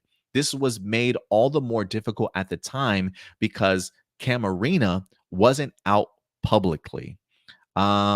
It says coming out was daunting for her, especially since she's also a social media influencer. So for her, it was very much sort of a scary journey. She did make a reference in here. She does say she does owe a lot to her character, which I thought was pretty interesting here. She says, once again, straight relationships were perfectly acceptable, and the season even featured a straight wedding. She says, Camarina laments that for Saban, it was never a convenient time to add more queer characters to the franchise. In a sense that Saban was waiting for a moment for him to maybe introduce those characters, and it just never came. They even highlight Marguerite Bennett, who was the writer of the Beyond the Grid storyline, where we got the opportunity to be introduced to the Solar Rangers in there. If you guys recall, they had Ella and was it Rami that were a couple also. The comic books clearly getting to it before live action can even get to it. And I think there was maybe even some pushback of it happening then in the comics compared to in the actual television show itself. So I find that really interesting. And now we finally make our way all the way to Fern along with Izzy in here. So you clearly get to see just from this article the trek that that Power Rangers has definitely been on, just for the idea of having representation for the first time openly sort of out on a television show.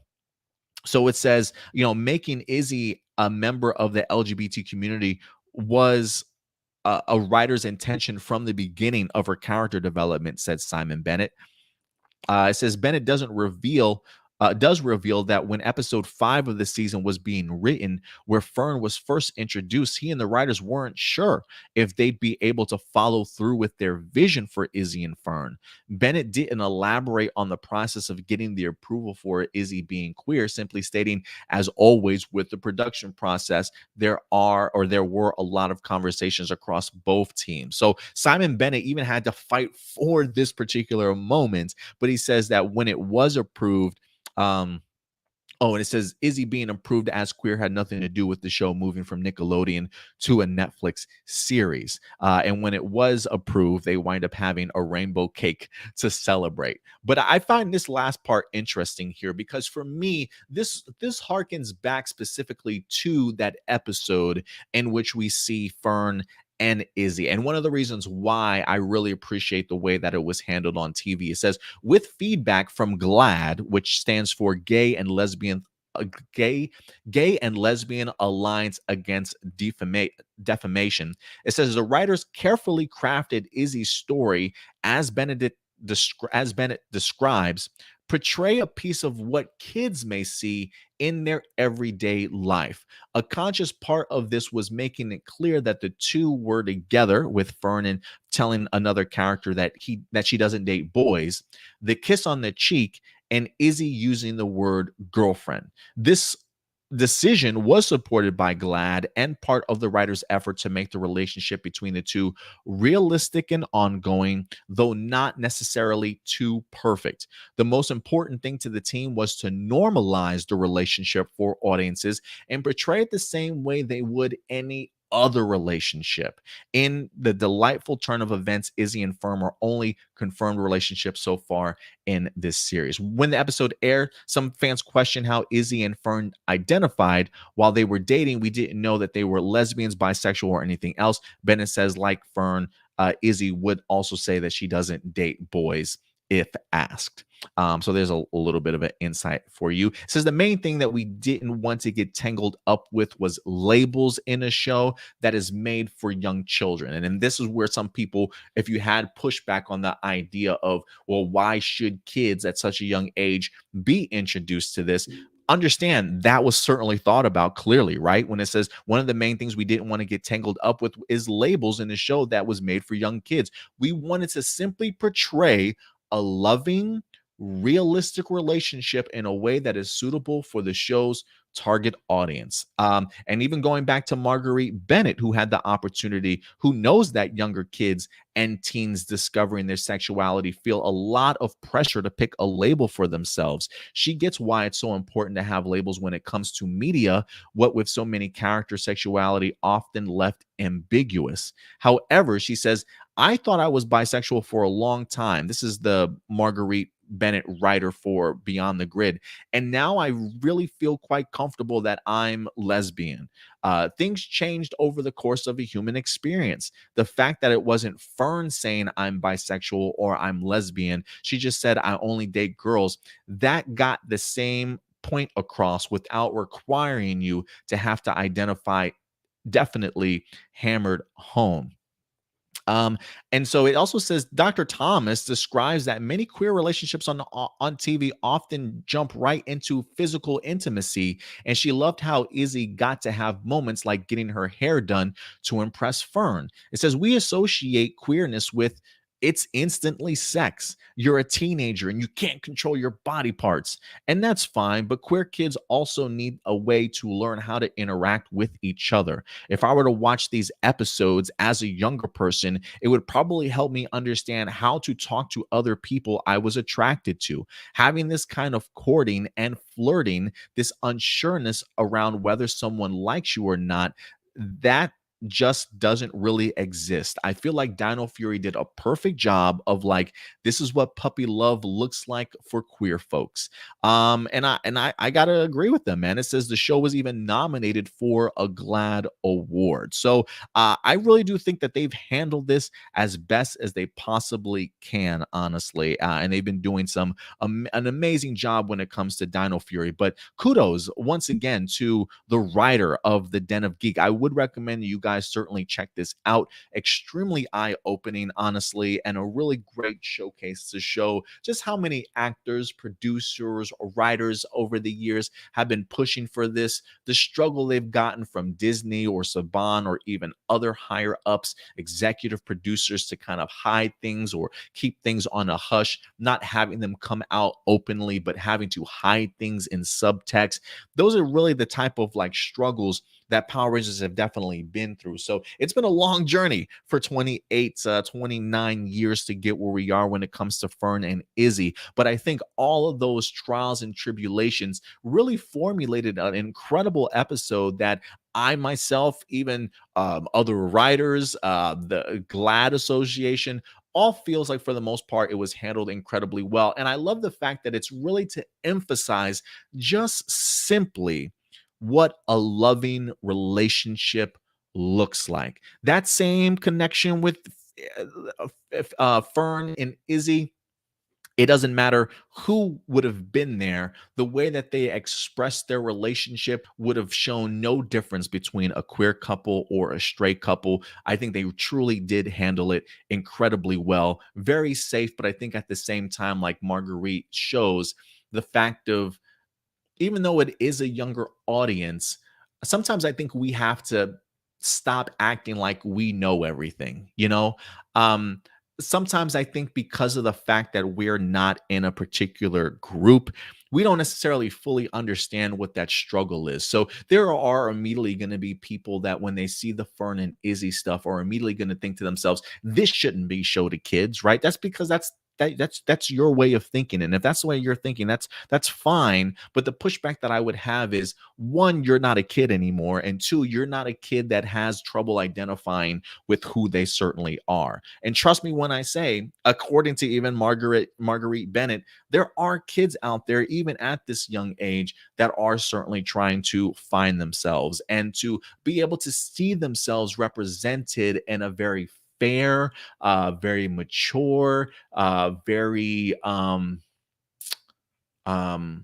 very normal way truly does go a long way in allowing kids having to avoid things like suicide, having to avoid feeling like you don't exist or that you shouldn't exist, right? To avoid those David Yost kind of moments of trying to think about committing suicide or people, treating you like a lesser human being, if you will, right? Like all those years of having this sort of stuff just pushed to the side, or it's not the right time, or all the countless excuses sort of thing.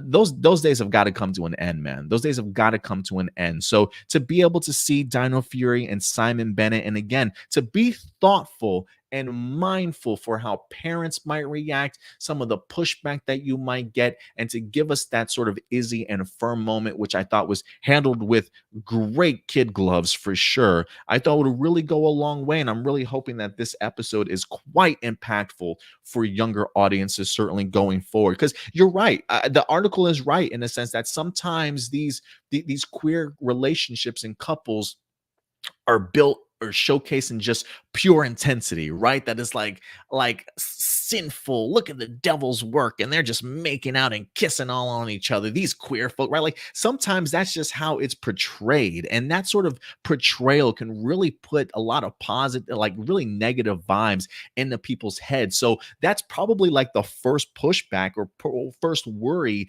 that people get when it's the idea of, oh my God, Power Rangers is introducing a queer couple. Oh my, are they going to tongue each other down on live television, sort of thing, right? Like how insulting or how sexual is it going to be? But the fact that they are mindful enough to showcase a queer relationship and as normal of a way that it certainly can, that look, we're just like everybody else. We're simply no different besides the fact that we clearly choose to love somebody that looks like us. You know what I'm saying? And so, like, for me, I think they did a remarkable job, and I truly hope that the Izzy and Fern episode truly does go a long way in regards to impacting and shaping some kids' life to understand it's okay to be you. It's okay to certainly be you at the end of the day. There's always going to be pushback. Not everybody is certainly going to agree, and that's certainly more than fine. But I do think that Power Rangers again has always been in regards to inclusivity, um, representation, but for a lot of the time, it clearly has been a hard and difficult pill to swallow when it comes to sexual representation and inclusivity. And hopefully that's another barrier that over time we can certainly get right. Like I gotta imagine as David Yost, it's got to be difficult to be on a show that's supposed to represent inclusion and seeing people of various different colors, but yet your sexuality isn't sort of accepted. There is a very hypocritical aspect and context to that I think over the years Power Rangers is maybe trying to get a little bit more comfortable with, but it's 29 years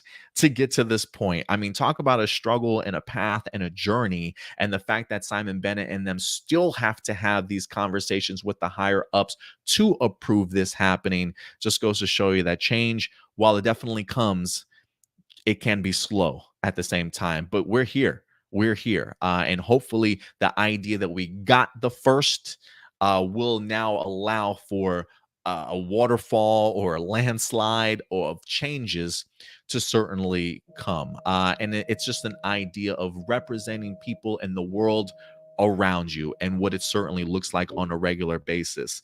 And I think that's as good as it gets, man. I think that's it's super important for everybody. So again, definitely go ahead and check out that article, Den of Geek. Incredible article, if you ask me. So thank you very much, Seamus Kelly, for writing that. And I'll go ahead and continue to again, once we round this up, I definitely will go ahead and showcase a link in the description box below. All right, guys. With that out of the way, we will go ahead and move on to our next article as we transition from some Power Ranger talk into tokusatsu, ladies and gentlemen. And the first one we'll go ahead and dive into, because of the fact that Donbrothers has in fact been released already. We got episode 1. Let's go ahead and dive into a Donbrothers interview. This guy was barely showcased in this episode this week as we got introduced to KijiBrother, the pheasant, if I'm not mistaken.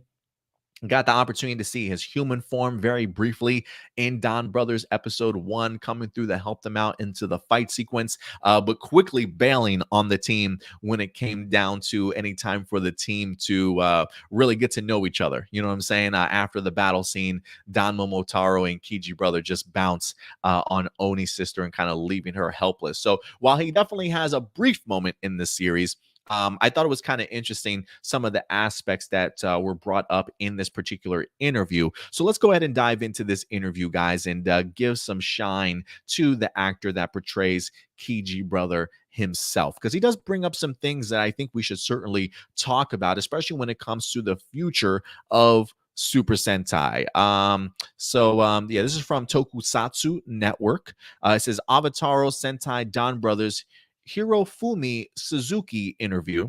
It says, playing Pink. I don't feel any different if I were in another production and I was told, you're going to play a doctor. This time I'm told I'm playing Pink. So it's not that I don't feel any pressure.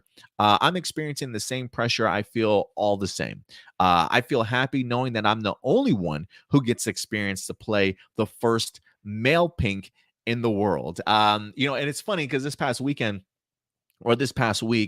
I was watching Dino Fury with the girlfriend, and I think we were watching the first episode of season one, and she mentioned to me that one of her favorite characters so far in the season is Izzy, because of the fact of who she is, her personality, the skirt rip and stuff, right? Like my girlfriend was very much thrilled to kind of see that moment.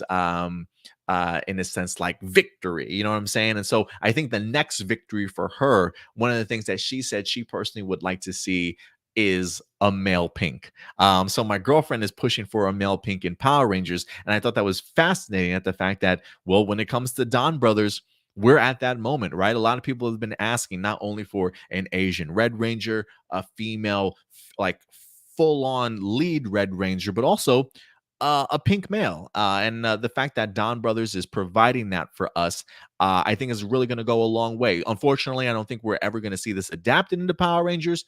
But if we can get ourselves a male Pink Ranger in Super Sentai, I think we can get ourselves a male Pink Ranger in Power Rangers. I have like a salmon colored shirt that kind of almost looks pink. Real men wear pink, guys. It's definitely, I think times have definitely changed to where it's a little bit more accepting, if you will. I don't know.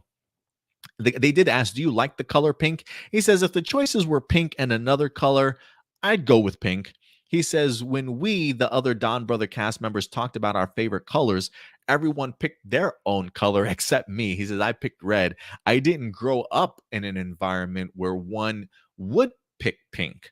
But since being cast as pink, I've grown attached to the color, and I even used the color to sign autographs. So Homeboy's actually kind of embraced the idea of being the first male Pink Ranger, if you will. But I do love the idea. Again, it's he grew up in an environment where the idea of you, guys probably wouldn't even pick pink, right? Like it's definitely been viewed at a certain way.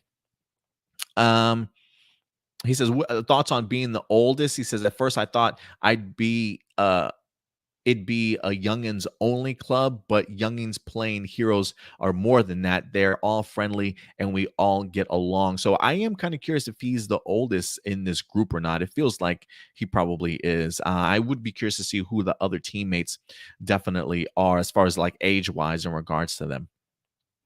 Um, let me see here. What kind of role do you want to play? They also go on to talk about heroes. He says, Tsuyoshi is a person who is now everywhere to me. He's here even as we speak. If even someone like him can become a hero, talking about his main character, then that means anyone can be someone's hero. Even if you don't have any confidence in yourself, I still think you're a hero if you do an everyday kind of thing, like give up your seat to someone or the train or doing kind things for others. I want to make Tsuyoshi like that kind of hero, the everyday kind of person. So doing these small little gestures here or there that really do sort of go a long way is how we kind of use his character. So I find that interesting. But the aspect of this interview that really does jump out to me though is when they focus on the idea of the 47th Sentai. That's right, guys. They're already talking about the idea of the season after Donbrothers. He says, during our in-person meet, the production team told us, you are the 46th team of heroes. After 45 years, we are in our 46th year. There may not be a 47th, depending on you guys. Damn, is that pressure or what? Huh? He says, I thought Super Sentai was an every year kind of thing, but if we fall short, we might ruin the faces of our predecessors and the dreams and hopes of those who were supposed to continue in the 47th year might be lost. When I think about all that, I'm no longer just thinking about getting through the year, but rather, if we fail, it's all over. I want to take on each episode and leave everyone feeling like it was a great year. Wow. There's a lot to digest here, if you ask me personally. When the production team tells him you are the 46th team of heroes, after 45 years, we are in our 46th year. There may not be a 47th, depending on you guys. When I first hear that, my first mindset and thought goes to the idea this is just this is a pep talk. This feels very much like kind of like scared straight, like trying to like put the pressure on the team to kind of give their best performance, right? You guys are the 46 team, you guys got to put your best foot forward. If not, we may not have a 47 team, right? Like really trying to push them to bring their best foot or put their best foot forward and really get the best performances out of them to really put some fear in their hearts, if you will. Like this just feels like a coach trying to have a pep talk and prep his team to go out there and win a game and put their best foot forward. That's kind of where I get at. But then he kind of goes in a little bit further saying, I thought it was an every year kind of thing, but if we fall short, we might ruin the faces of our predecessors and the dreams and hopes.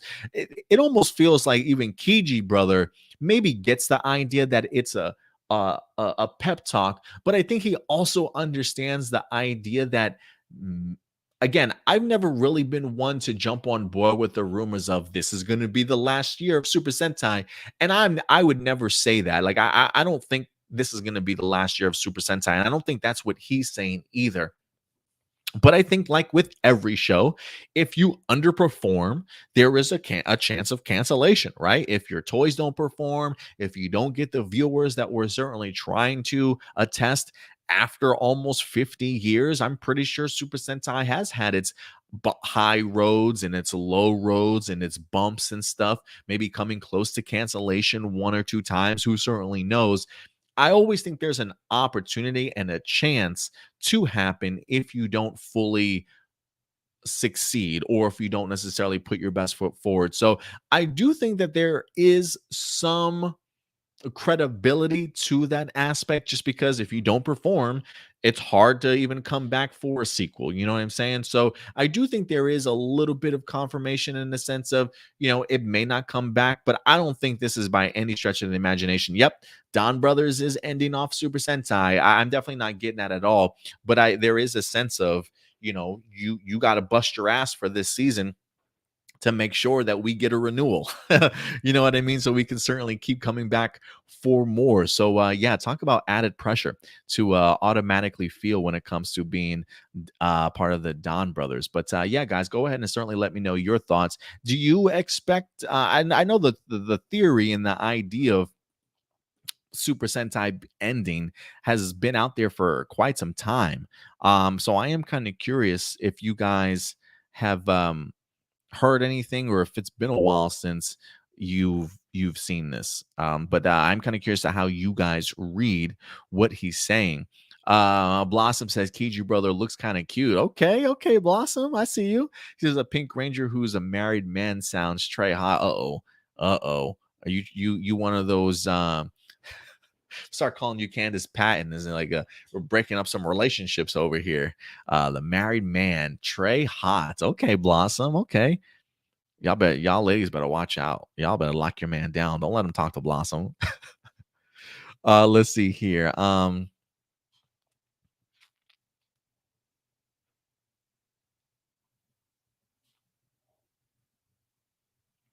How Blossom says, guys in pink. I guess I can get used to that. Yeah, man. I think pink is coming around, man. I definitely have no problem wearing pink or rocking it. Doomsday says, I personally don't like wearing pink because it's not really my color, but I'm really glad that we're actually getting a male pink Sentai Ranger. Yeah, me too. I really am.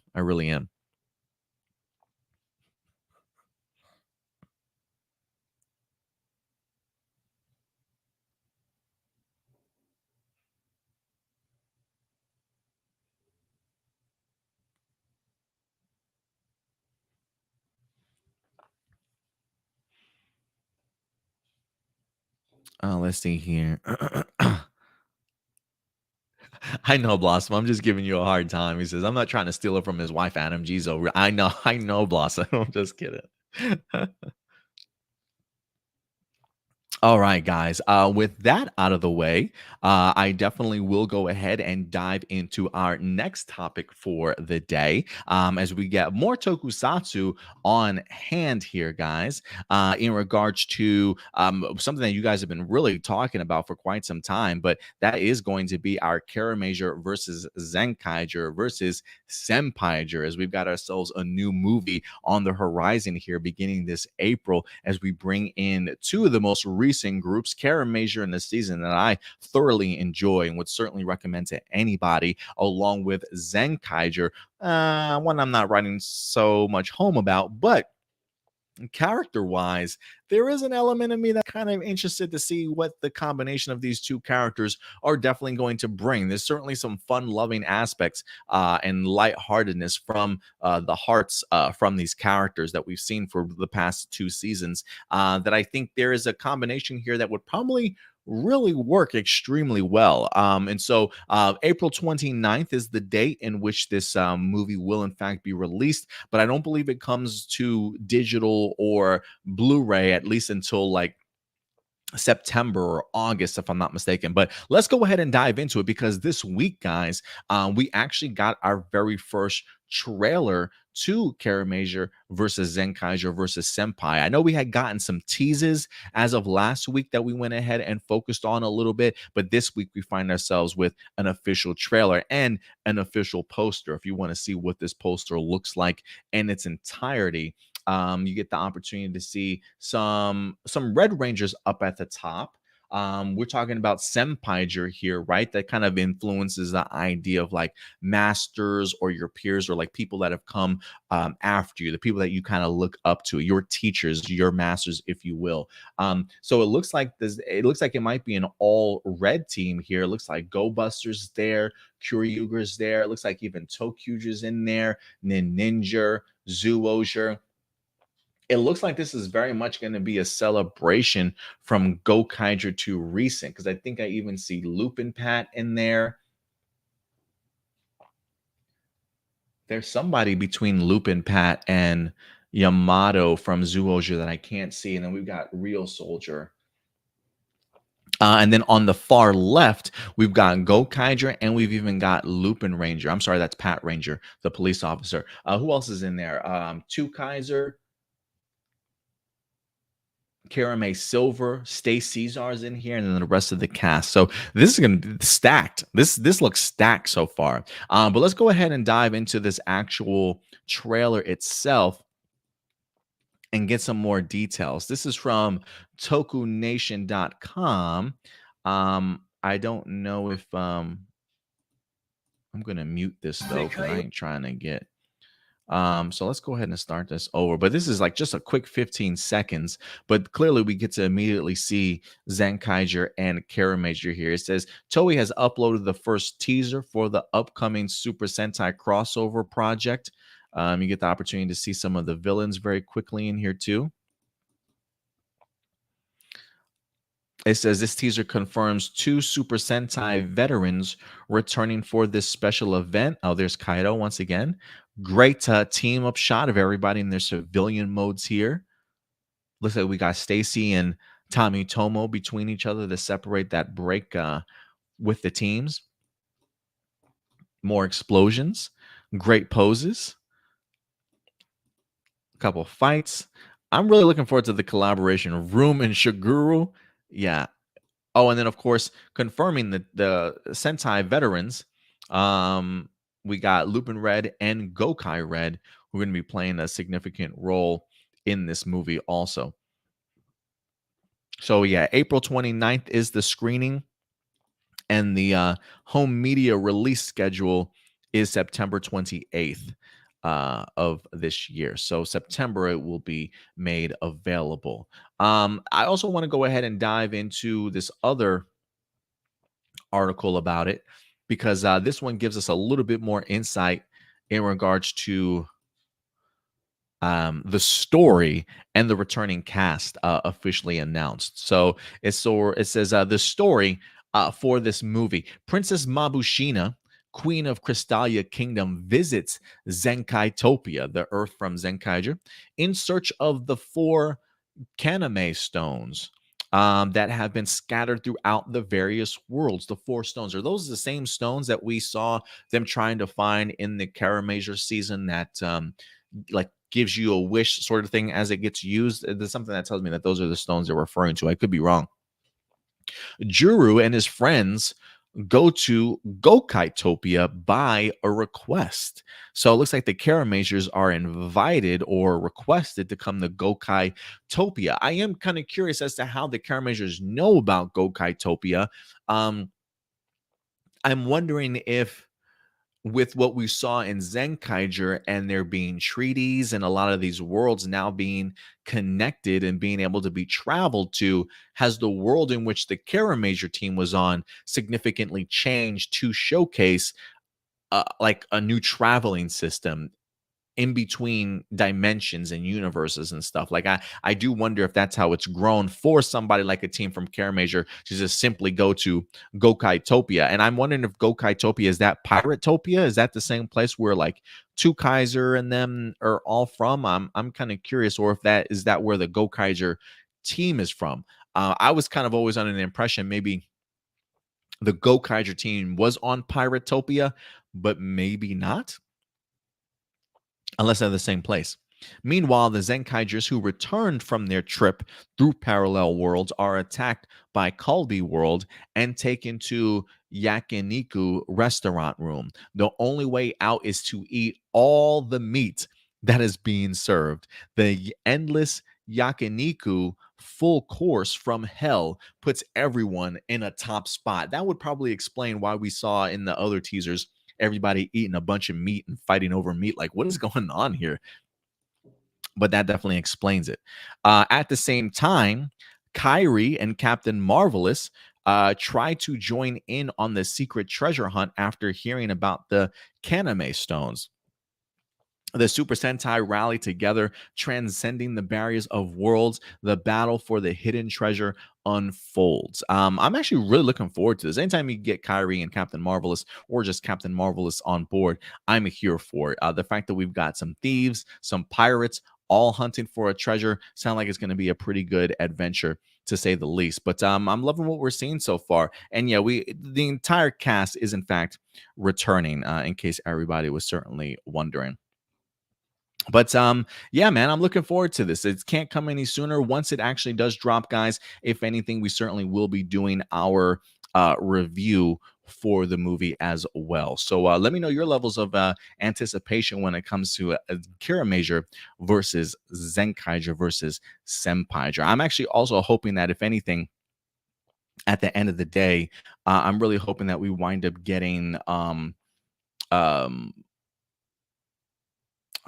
what the hell is his name? Aqua Ranger from Go Ranger. I think that would be pretty awesome.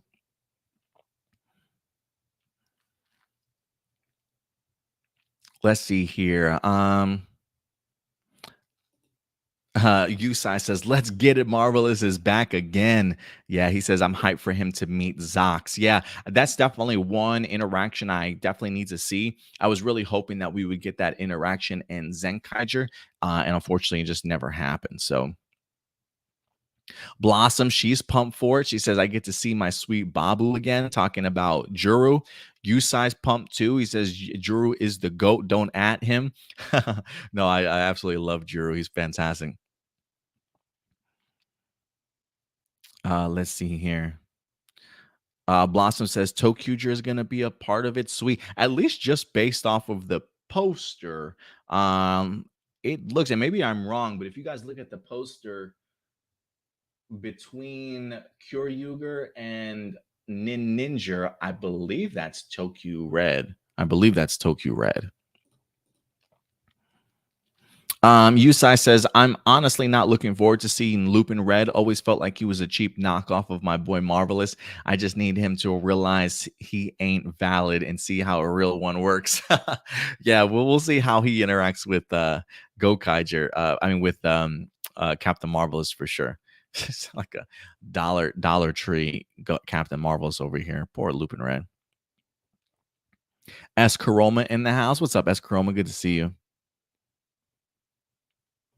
Doomsday says this is going to give me big time Gokaiger versus Ghost Sager vibes. You might be onto something in that movie. That's where we got that gigantic battle, isn't it? Gokaiger versus Ghost Sager vibes. So I'm kind of hoping that we get something as monumental as that moment happening in here too. Blossom says, no, those are not the stones. So thank you for clarifying. The Granter stones. Yes, that's what those were called. So I'm curious what the Kaname stones are. I guess it's brand new stones from Crystal, you're probably. Blossom says, I can't wait to see the film. I have a feeling Joe's imagination magic is going to work on those Zenkai stones. You know, I will say this. I'm hoping that Juro has an impressive outing. I hope that they see what his levels of imagination are capable of doing. I think for me, I'm ready to see what Juro is going to create with his sketchbook, some of the combinations that hell maybe we might get between our Zenkaigers and our crystals. I think that would be our Karame stones. I think that would be a really cool collaboration to see what Drew can come up with. Common Rider, what's up, Common Rider? Good to see you in here also.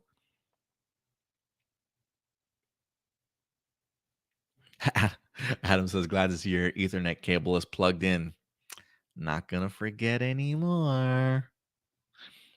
He does ask, what is Discord? I think of Discord as a forum community. Have you ever been in regards to part of a forum? It's a great app to go ahead and download where you can communicate with us outside of the YouTube channel if you want to. In every forum, they usually have a plethora of different topics, not just Power Rangers or, Tokusatsu or Super Sentai, but anything that you guys can think of to talk about: sports, television, movies, music, wrestling. I mean, anything you guys can think of is up or over on the Discord. So definitely a great way to link up and communicate with the rest of us outside of the YouTube channel.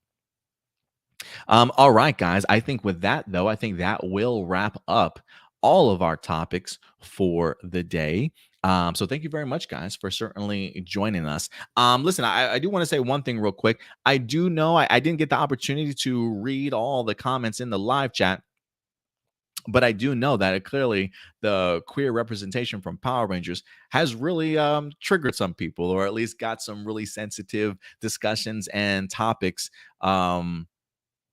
going on board. So while I haven't necessarily read all of them, I will just say, just remember here, guys, one of the things that we always try and strive is to be respectful of each other. We may not necessarily agree in regards to each other's perspective or mindset, and that's certainly more than fine. I just really ask that everybody try and treat each other with respect, no name calling. Let's not get too insensitive, right? Let's try and treat each other with respect, come at each other with respect also in regards to it, and not take things very personally. But especially when it comes to topics like this that we certainly discuss, hot button topics and stuff, just try and do your best to be very aware of other people's thoughts and ideas and values towards a certain thing.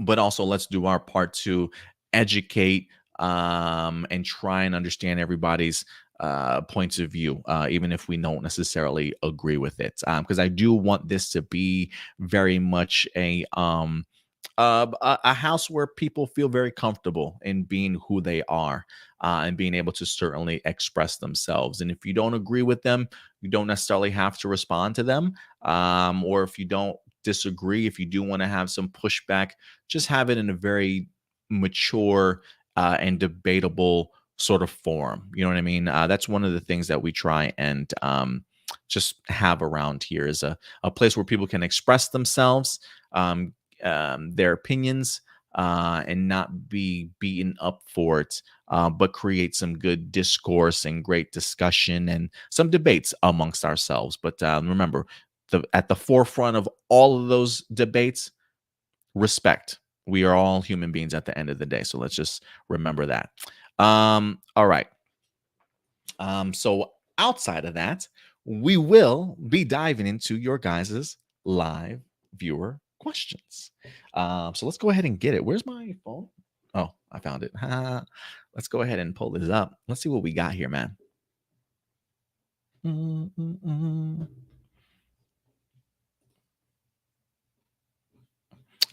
There's a part of me that is kind of curious to see what you guys were even talking about.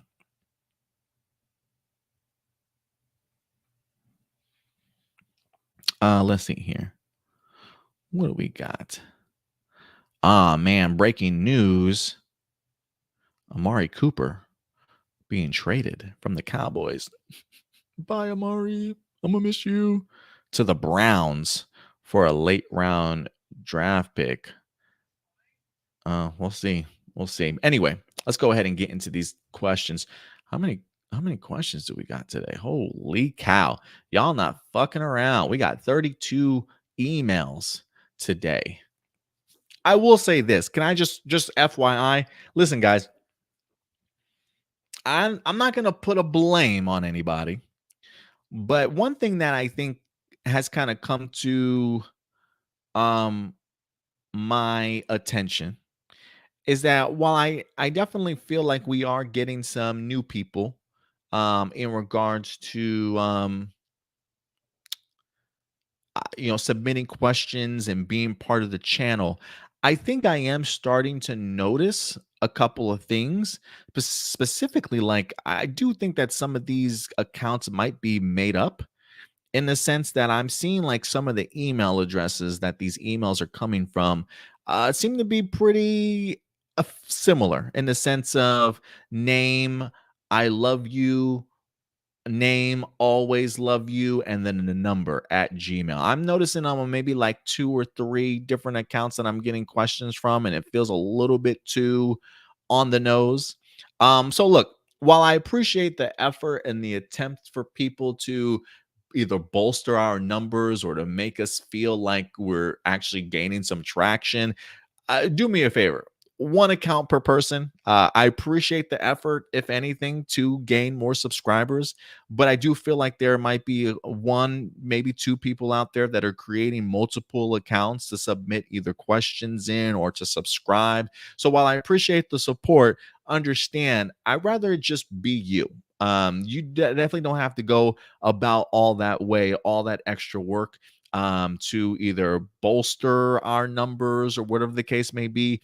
So if you are doing that, I would just simply suggest stopping. If you have a question, submit your one question over, and we definitely will continue to grow on our own. But I know for a fact that there definitely are a couple of accounts out there already that are submitting either double questions on accident, which kind of blows your spot a little bit, or the email addresses are way too similar that I know that they're probably coming from the very same person. So just, I appreciate the effort to help us out around here and the subscriber count and the questions, but it really would really go a long way if you stopped. So we'll see how next week's are. But again, if you are brand new, thank you very much for Yusai says, hey, they are gaming the system. Good intentions. I know, absolutely. And that's why I said, hey, like, I thank them. I thank them for the added efforts, good intentions, absolutely. But I definitely do want my numbers to represent that the people that we actually have here instead of fake accounts. You know what I mean? But yes, you're absolutely right. Good intentions, but not necessarily needed. But thank you very much, guys, regardless. So getting into our questions. We got Jessica Friedman. What's up, Jessica? Would you like to see the Rangers team up with the Flash or Superman or Stargirl? Give me the Rangers with just Justice League. I don't necessarily know if I would want just one member, but give me a Justice League and Ranger team. Maybe comic books. Definitely not going to happen live action anytime soon.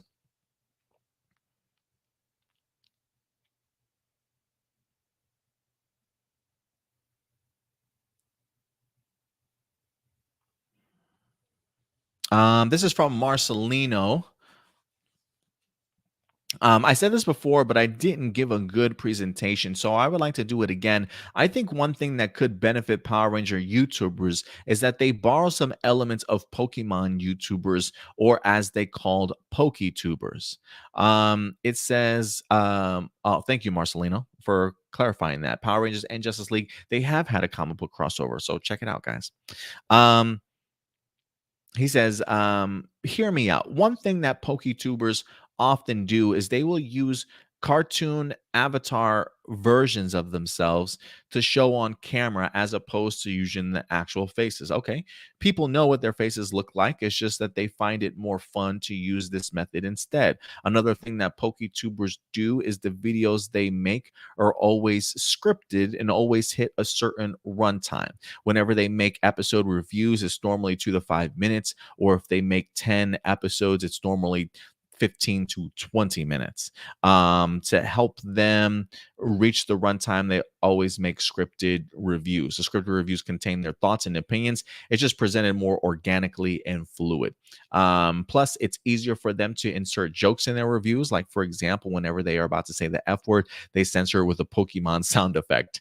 Or whenever there is a character that they're attracted to, they insert romantic music. Or if they talk about the filler episode, they insert classic sound effects. Rarely, if I ever do PokeTubers make videos that involve hour-long streams like you do. And finally, what's great about Pokemon community is they almost every PokeTuber personally knows each other and are even best friends in real life. So because of that, it helps bring the community closer and makes everyone more involved.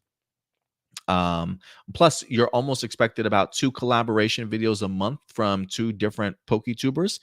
Here's how collaborative videos work for PokeTubers. If the video is a top 10 video, the first half will be on one YouTuber's channel, while the second half will be on the second. Oh, that's interesting. Of course, every Pokemon or Power Ranger YouTuber is different, and not all these options still sit with everybody. But I think every Pokemon YouTuber should at least try to do some of these options to see if it's something they like or dislike. It's a good way for everyone to try new things. I mean, yeah, it's definitely always a new way to certainly try new things, and everybody has their own stylistic in regards to styles in regards to how they want to have things presented. I mean, look, I'm sure there are some really great things that you pointed out that PokeTubers utilize that are some really great ideas that I'm completely on board with. Having things scripted, I don't really do a lot of scripted stuff for the most part. Every once in a while, I might, like the video that we did for Power Rangers movie going from theaters to Netflix. We did a little bit of a scripted video like that. I always take down notes, but I don't necessarily write out a full script when I do my thing. I like to just kind of go off the top of my head or share my thoughts. Like, I'll write down some notes that I feel might escape me, so I can certainly go ahead and bring them back. But yeah, everybody has their own format. Like, look, for me, and I think that's also the algorithm too. People like short videos. So I think PokeTubers understand maybe their algorithms a lot better. 2 to 5 minutes really do go a long way for most people. They like their things in chunks. Not everybody likes to do long form videos like I certainly do. My long streams probably don't help my algorithm out at all, but it's a format that I personally choose and really like to tell on a weekend, especially just the way that my life is in regards to being very busy at the moment. It's not as much stuff as I can probably handle throughout the week in regards to doing all the smaller videos throughout the week, right? Like, so I think everybody's life and their style should certainly represent how they are. So do I think those are some great suggestions and options? Absolutely. Do I think people need to do them? No, I think you just embrace what really works for you. But I do think that those are some really great ideas from PokeTubers. So thank you very much for the suggestions, Marcelino. Gabrielle says, my opinion on Power Rangers Beast Morphers almost 2 years later. This season was an improvement from the rest of the Neo Saban seasons. It had more passion and care. You can tell that Hasbro was actually trying to do something. I would definitely agree with you there. He says, I still consider the Neo Saban era to when the production started. It was a fun watch. It may be a bit clunky at times in the writing, but I really enjoyed the story they were going for, and I love the characters. I love the characters too, and the cast. If I had to give it a score for the show with both seasons together, the show is a solid B or a C plus. There are some flaws, but with a step in the right direction. However, I don't think it's as good. He says, however, I don't think it's a good RPM sequel, mainly because of the different tones. RPM was more dark, fun, and gave the viewers a lot to think about. About as a whole, this season felt more like a Neo Saban season. I can happily and confidently say that 32 episodes, in which is now the first half of season 2, it is a gigantic change in storytelling and direction over Beast Morphers and Neo Saban. I totally agree, man. Totally agree. Ionis, what's up, Ionis? I appreciate you coming through. He's giving his thoughts on Ninja Steel. Yeah, I agree, Yusa. He says Pokemon is just a more popular brand. There are some amazing content ideas that was suggested. I definitely agree. I really did like all these suggestions for sure. So many elements. Oh, this is from Ionis in regards to his thoughts on Ninja Steel. Wasn't very pleased. He says so many elements copied from Dino Supercharge, which was literally a year before. Downgrade from the Ninja by many levels that made no sense. Overuse of fart jokes. Every episode aside from a few, the plot was so stupid. Even making the Rangers themselves pretty dumb. Overuse moral of the day, aka lessons of the day, where Mick, played by incredible Kelson Henderson, kept handing out morals to the Rangers like they were children. Inconsistencies with the villains. Victor and Monty were annoying a-holes, where they always in an episode for very bad comedy and dialogue. Even the first few epic season 1, they wanted to be famous and treat the Rangers as nothing. Unlike Bulk and Skull, who respect the Rangers as heroes. No character development for any of the Rangers nor the villains. Broken morals. The Super Ninja Steel Christmas episode was a copy of Clash of the Red Rangers from Power Rangers Samurai, but with the difference of having Koda from Dino Charge to return after the 25th anniversary, though was a cool team up with Yoshi and Peter, who are real life brothers. Rapid Fire, Brody was a lot better than his Sentai counterpart. Mick had more significant role as mentor and more emotional. Anyway, to summarize, Ninja Steel was a disgrace to Power Rangers being number 2 after both atrocities of Megaforce and Super Megaforce. I am happy to pretend it never existed. Ouch, Ionis. Ouch. Yeah, I feel that way sometimes about I felt that way about Ninja until I watched Ninja Steel. Michael Rhymes. What's up, Michael Rhymes? He says, can you imagine if by the end of Dino Fury Season 2, the Rafcon Rangers actually survived Rafcon, and both of them and our current Dino Fury Rangers all morph together and fight in the finale? That would be bananas. That would be bananas. The Morphing Master shows up with the Nexus Prism, allowing both teams to be morphed at once so that Zordon's too much pink energy rule doesn't get crossed.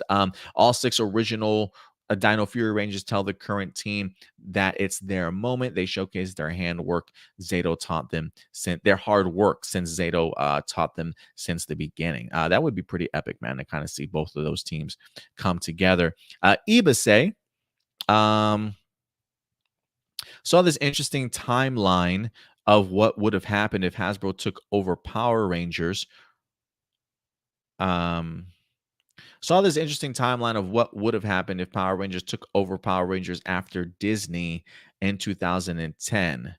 Well, granted, this is hypothetical, okay? I don't know anybody actually came out. I'm assuming this is what you think Hasbro would have done, not necessarily what would have happened, but what you think would have happened, because unfortunately, we just don't know. But they believe in 2021, Hasbro would keep Power Rangers on ABC so that Samurai wouldn't be split in half.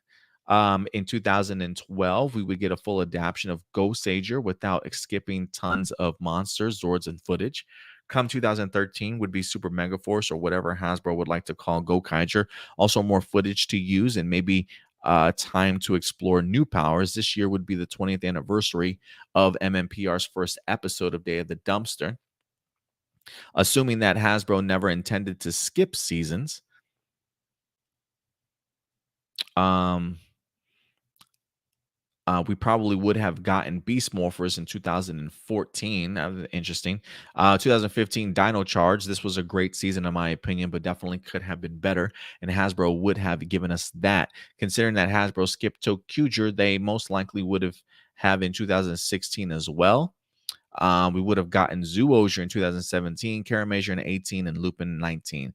I mean, that's just. I feel like that's just kind of going down the list of just assuming. Look, it's easy to say of what we think would have happened, but I don't know if that would have happened back then, you know? And the only reason why I say that is I think Hasbro was probably in a much different place than where they were now, um, back then, in the sense of taking over from Disney in 2010. Like, I do wonder, I'm not exactly sure where Hasbro was even at, I should say, when it comes to their entertainment and their media, you know? Um, like, I don't even know if that was something that they would have even tackled if they were even interested in purchasing Power Rangers back in 2010. Like, I am wondering if there was anybody else outside of Saban that was pushing to purchase Disney back then. So for me, I don't necessarily know if that would have happened, Ibase. I mean, I think this is a great sort of put together timeline for somebody that wants to see as many Super Sentai seasons adapted as possible, but we may not necessarily get, right? So I can see why your mind would definitely go to this. The idea of forgetting the 2 seasons rule, just giving us an entire season in 1 year, because you got Dino Charge in 15, Ninja Steel in 16, Zoologer 17, Q Ranger in 18, Lupin Pat in 19, Dino Fury in 20, Kiramager 21, Zenkaiger 2022. I mean, look, you're talking about Zenkaiger in 2022 of this year, in the sense of you also got to consider Toei and how they released their schedule. There's no way I think we would have gotten Zenkaiger in 2022, but maybe that's just me.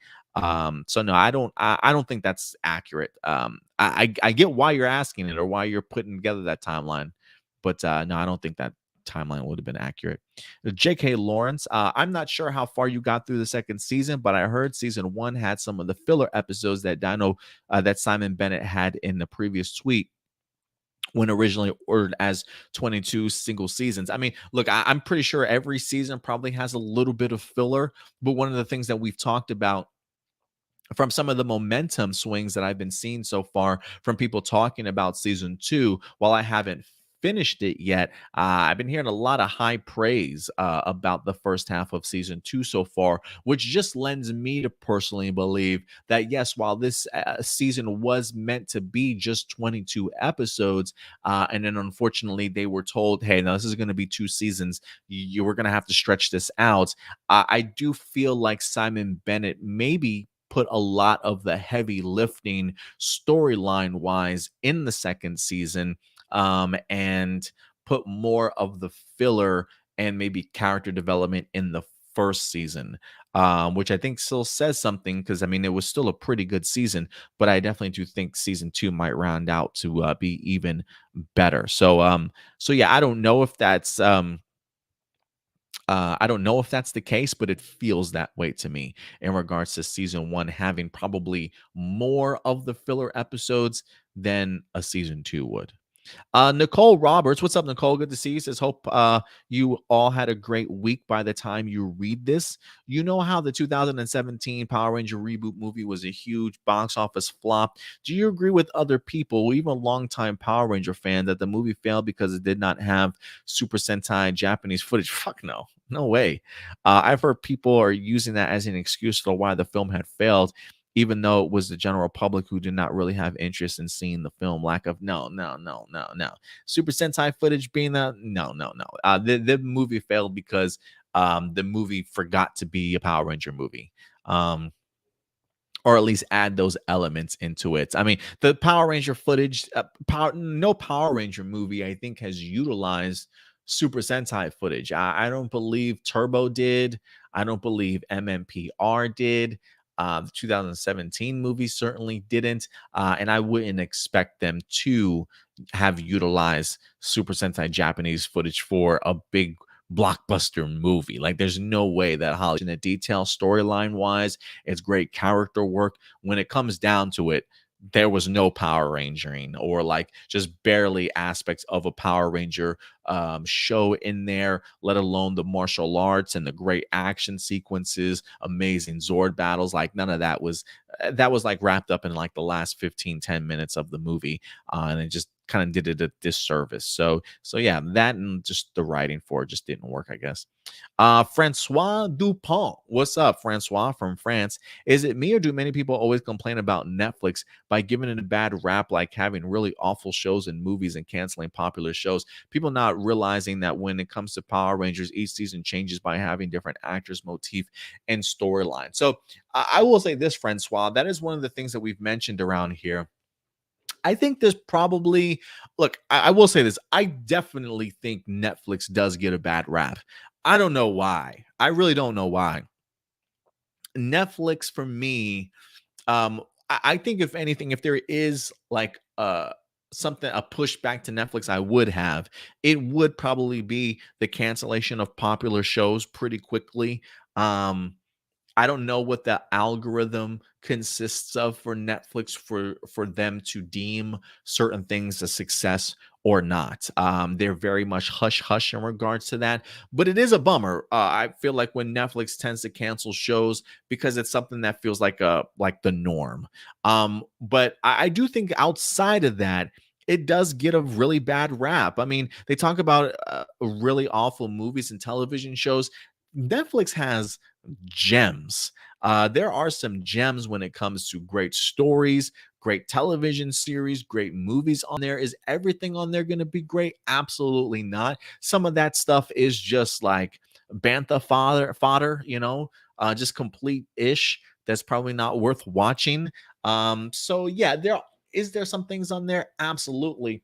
But I think it gets such a bad rap because Netflix is so huge. There's so much content. There's constantly updating things on a daily or weekly basis that you're bound to find something really good on there at some point in time. So I think some people just complain to complain. Um, it's that culture war aspect also. Maybe they're big fans of other streaming services, so they just got a knock on Netflix. Like I had a friend, Reggie, I believe Reggie, for our A plus opinions Facebook website or Facebook page. He's our moderator over there. I remember when Disney Plus announced that they were going to be, or Disney announced that they were going to create a Disney Plus streaming service. I remember him and a couple other people saying, "Up, Netflix is out of business now. Netflix is just going to crash and burn." And they've done nothing but grow over the past 2 years and continue to dish out more and more original content each and every year. It feels like so. I just think people hate to see things that are successful sometimes and just want something to push back against. I don't know why Netflix gets a bad rap. Are there bad shows and movies on there? Absolutely. Are there good shows and great movies on there? Absolutely. I think Netflix does a much better job series wise than it does movie wise, but there's always some great things up there, honestly. Yeah, did we all forget about Squid Game, which immediately became a huge, like, nationwide success sort of thing? So Netflix always has its gems.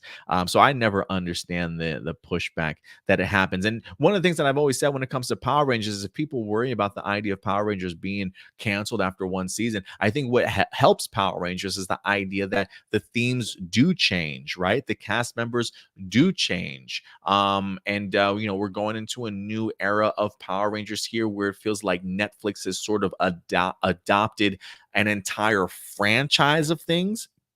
So it feels like it's not just going to sit back and be like a one-off, you know what I mean?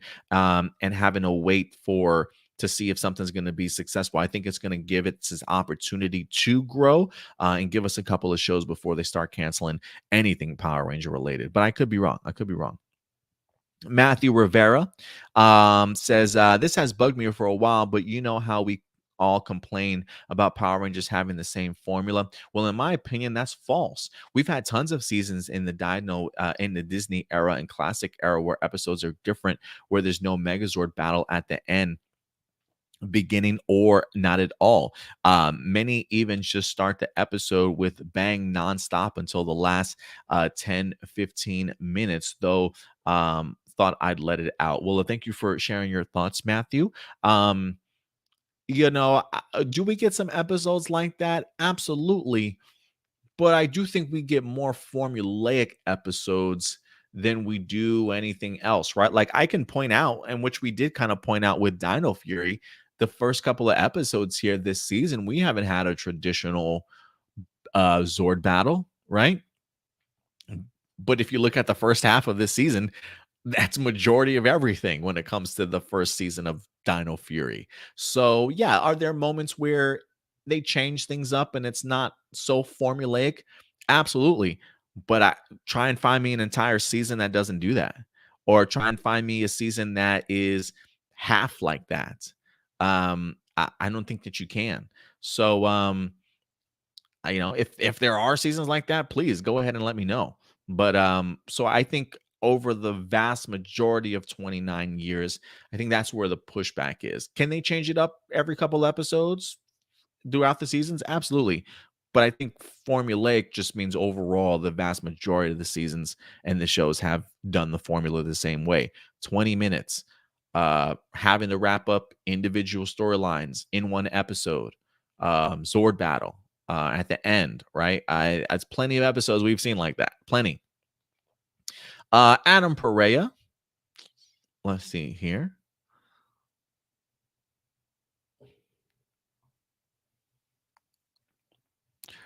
And Pranda says, and also Netflix had bad anime adaptations too, though. That's a bad thing with Netflix.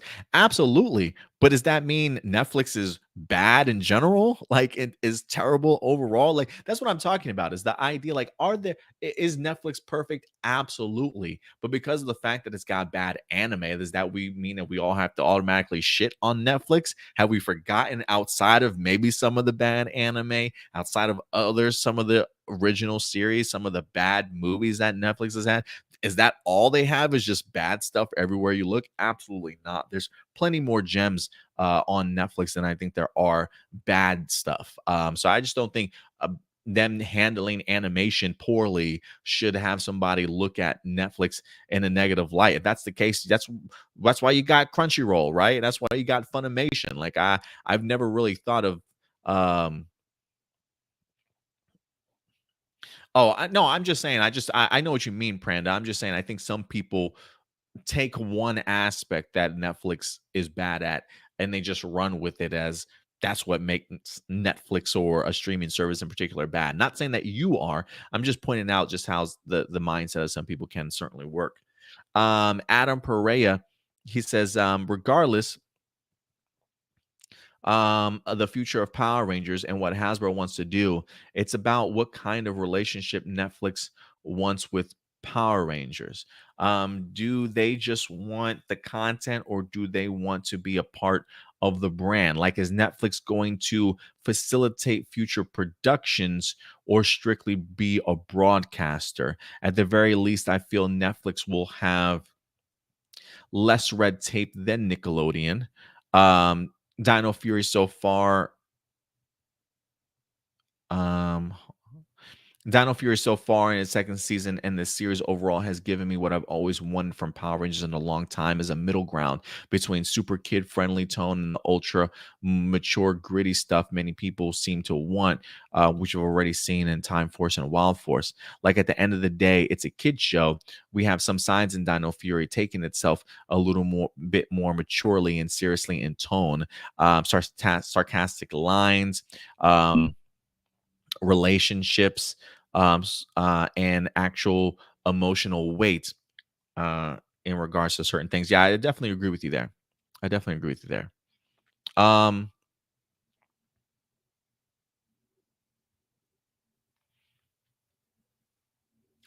if anything, In regards to the first half of what you're saying here, Adam, I feel like I don't think Netflix is going to facilitate future productions.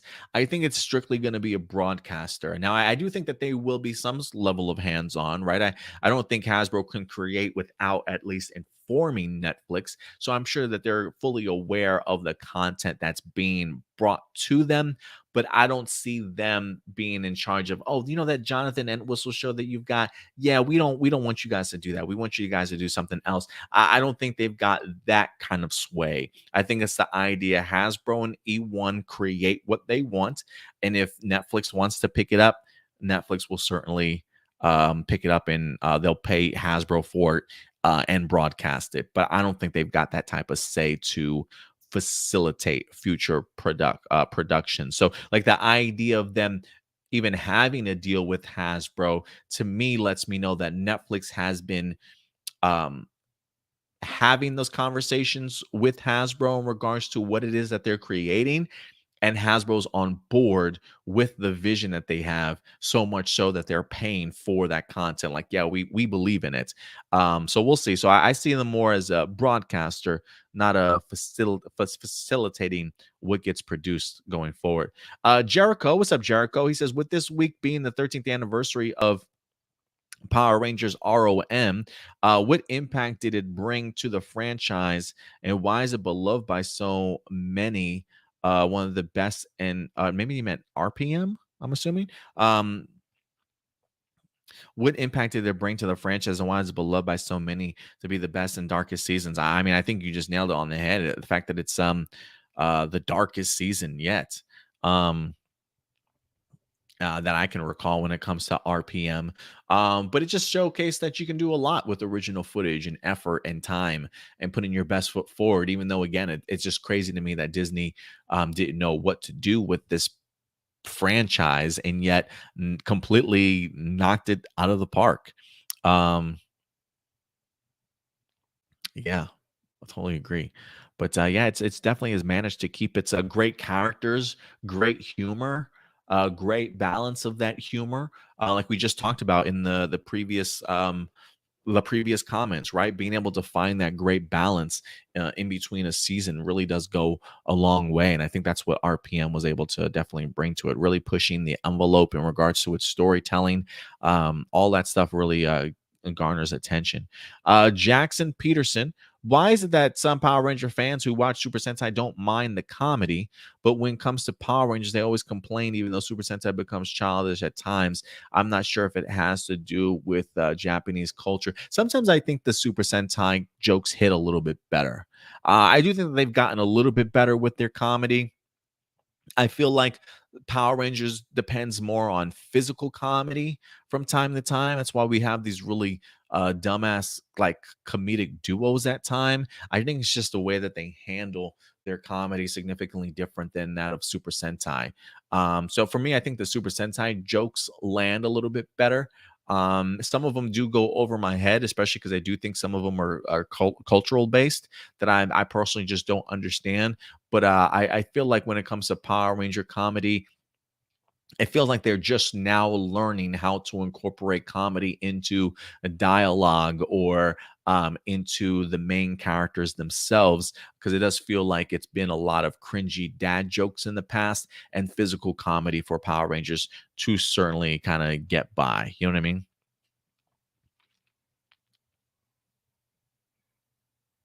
Joey Thompson. What's up, Joey Thompson?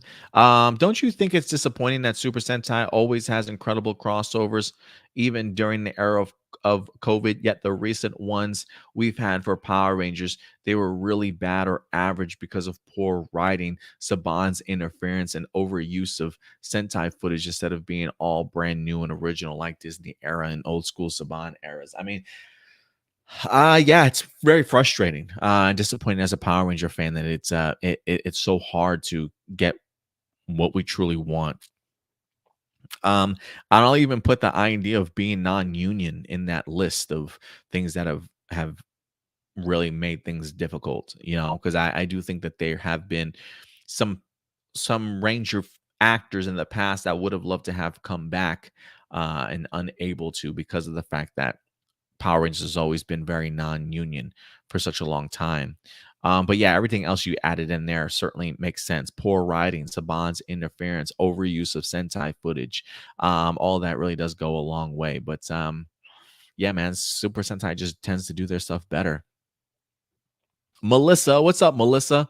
Melissa Laughlin says, "Hey, y'all, I found your channel while looking through reviews of the Japanese series Kiramager. Anyways, I went through some of your old videos regarding the actress who played Kimberly um, about her tweet regarding the upcoming new universe. If we were going to get some references to the original Mighty Morphin, it would be cool if we just see the cast members from archive footage." Like during the 2013 Megaforce, when Zordon's apprentice Gosai was recruiting new Rangers, I wouldn't mind that at all. We saw a monitor and different people being scanned, so it could be cool if we see old footage of the classic team as a cool acknowledgement for the new universe. What do you think? I mean, I would like that too. Again, acknowledgement or at least reference. I don't necessarily need them to be flesh and blood in front of me. I don't need them to necessarily be the main characters, right? But just a reference or an acknowledgement of what came before really would go a long way, even if it is a clip or going down a database and finding some old footage or whatever the case may be from one of the shows. That would be cool. A name drop here or there would honestly go a long way too. I won't necessarily need to see them physically on TV, even if it is like in a clip. But again, the idea of just an acknowledgement, a name drop, an opening the book and reading something that references a past Power Rangers season, little things like that, I think really go a long way. So thank you for the question, Melissa, and I appreciate you joining us. Johnny, see, there's a Johnny Marcelino in here now. I got a Johnny and I got a Marcelino, and so it's like a combination of the two. So again, I am eyeing some of these accounts that are sending questions in now, because like now we're just combining names of people that we have in the live chat. Like next week, I'm gonna get a Usai Blossom at gmail.com or something. First off, may I say congratulations on getting 1.05 subscribers, 1,000 subscribers on YouTube. Your congratulations video um, was on my front page of YouTube. We all know that NPR is part of pop culture status, and many people, even celebs, cosplay as MMPR, more notably wrestlers dressed up as Tommy. Do you think while the general public only know and care about MMPR, they do still make fun and treat Power Rangers itself as a joke? Yeah, I mean, I definitely do think that there are aspects of Power Rangers that people look at as a comedy aspect for sure. Um, I think it's the idea of only seeing Power Rangers as MMPR and just thinking back to the nostalgia factor of 90s footage and how Power Rangers kind of came across to us, right? Like looking at now as an adult and looking back on MMPR, I'm sure there are some ridiculous and clownish and humorous moments that I think people probably try and make fun of, you know. But I still think, if anything, I mean, you could still certainly enjoy, a season and appreciate it, if you will. Just because people only publicly care and know about MMPR, it's clearly lasted in pop culture and has had its imprints all over it for years for it to still get acknowledged after all these years, even if it is sort of in a joking manner from time to time. Because I think you go back at the MMPR and you just think of it nowadays compared to what it was in the 90s. And you got these, grown men in these big rubber suits and spandex and stuff, right? Like, I'm sure people will make jabs and jokes at a little bit of anything like that. Robert Bueno. What's up, Robert? Roberto. Excuse me. Sorry, Roberto. Um, Hello, everyone. How are you? Hope all is well. I am Roberto. How long have you been watching Power Rangers and been making videos on the internet? And what do you think of the current series Dino Fury? My first series was Power Rangers Jungle Fury, and I have returned to Power Rangers since the one with the computer virus named Evox. My favorite Red Ranger is Leo from Lost Galaxy, who I got to meet at Power Morphicon a few years ago. He was so kind and generous. I was starstruck. Yeah, I never had the opportunity to meet Leo, but I'm assuming he's probably a pretty cool guy. So I think that's pretty cool that you got a chance to actually meet him for the first time. That's pretty neat. How long have I been making Power Ranger videos? Probably since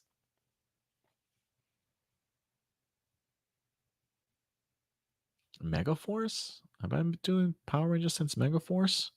Maybe since Megaforce.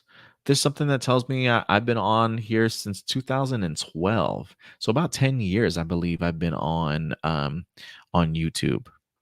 Um, and I love Dino Fury so far. I've been really impressed with it. I think Simon Bennett is just a great showrunner for this show. He's got some great ideas, and being able to see Becca and Alwyn as the writers just step up their game, for me at least, is really, really exciting. Shout out to Jared for being in here also, man. Thank you very much. Alexander Rosario, he says, remember when Toei started banning fan subs on Super Sentai series during the early days of Zenkaiger? I don't think most fans cared and are still watching Sentai even now with Donbrothers following. What do you think of the premiere of the new Sentai Donbrothers, and has it felt different from Zenkaiger? And what are you most looking forward to and worried as well? Yeah, I do remember when Toei started banning fan subs. I mean, they went hard on a lot of them. But fan subs will always survive. There will always be a couple of sites out there that you can rely on to certainly come through. I don't really give my information away as to where I see my fan subs at. I'm pretty sure Toei and them probably know of the fan sub sites that are still out there that they haven't cornered or struck down as of yet. But I still do my best to not give my info away. My lips are sealed. You can't find me, Toei. So yeah, I'm not gonna let them know anything. But yes, I do remember, and I don't. Look, did fans care? Probably initially, but I think because of the fact that fan subs will always sort of reign true, I think people probably always had maybe like a fallback or something that they knew they could find their stuff if they absolutely needed to.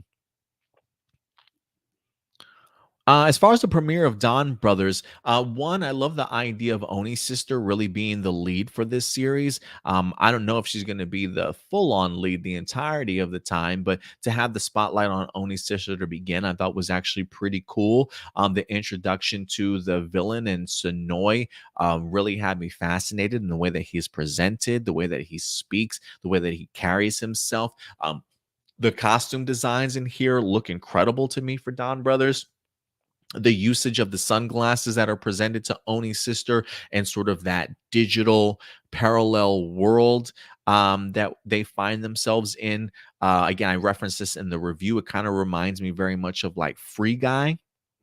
I think some people even said Ready Player One might have been this series sort of influences. So there definitely are like some video game digital aspects that are kind of blended in with all with the other themes of the Don Momotaro Japanese folklore stuff. So I really like the collaboration of themes that we have here. The Zord battles have really impressed me in regards to blowing my expectations completely away. The physical suits look incredibly well. My only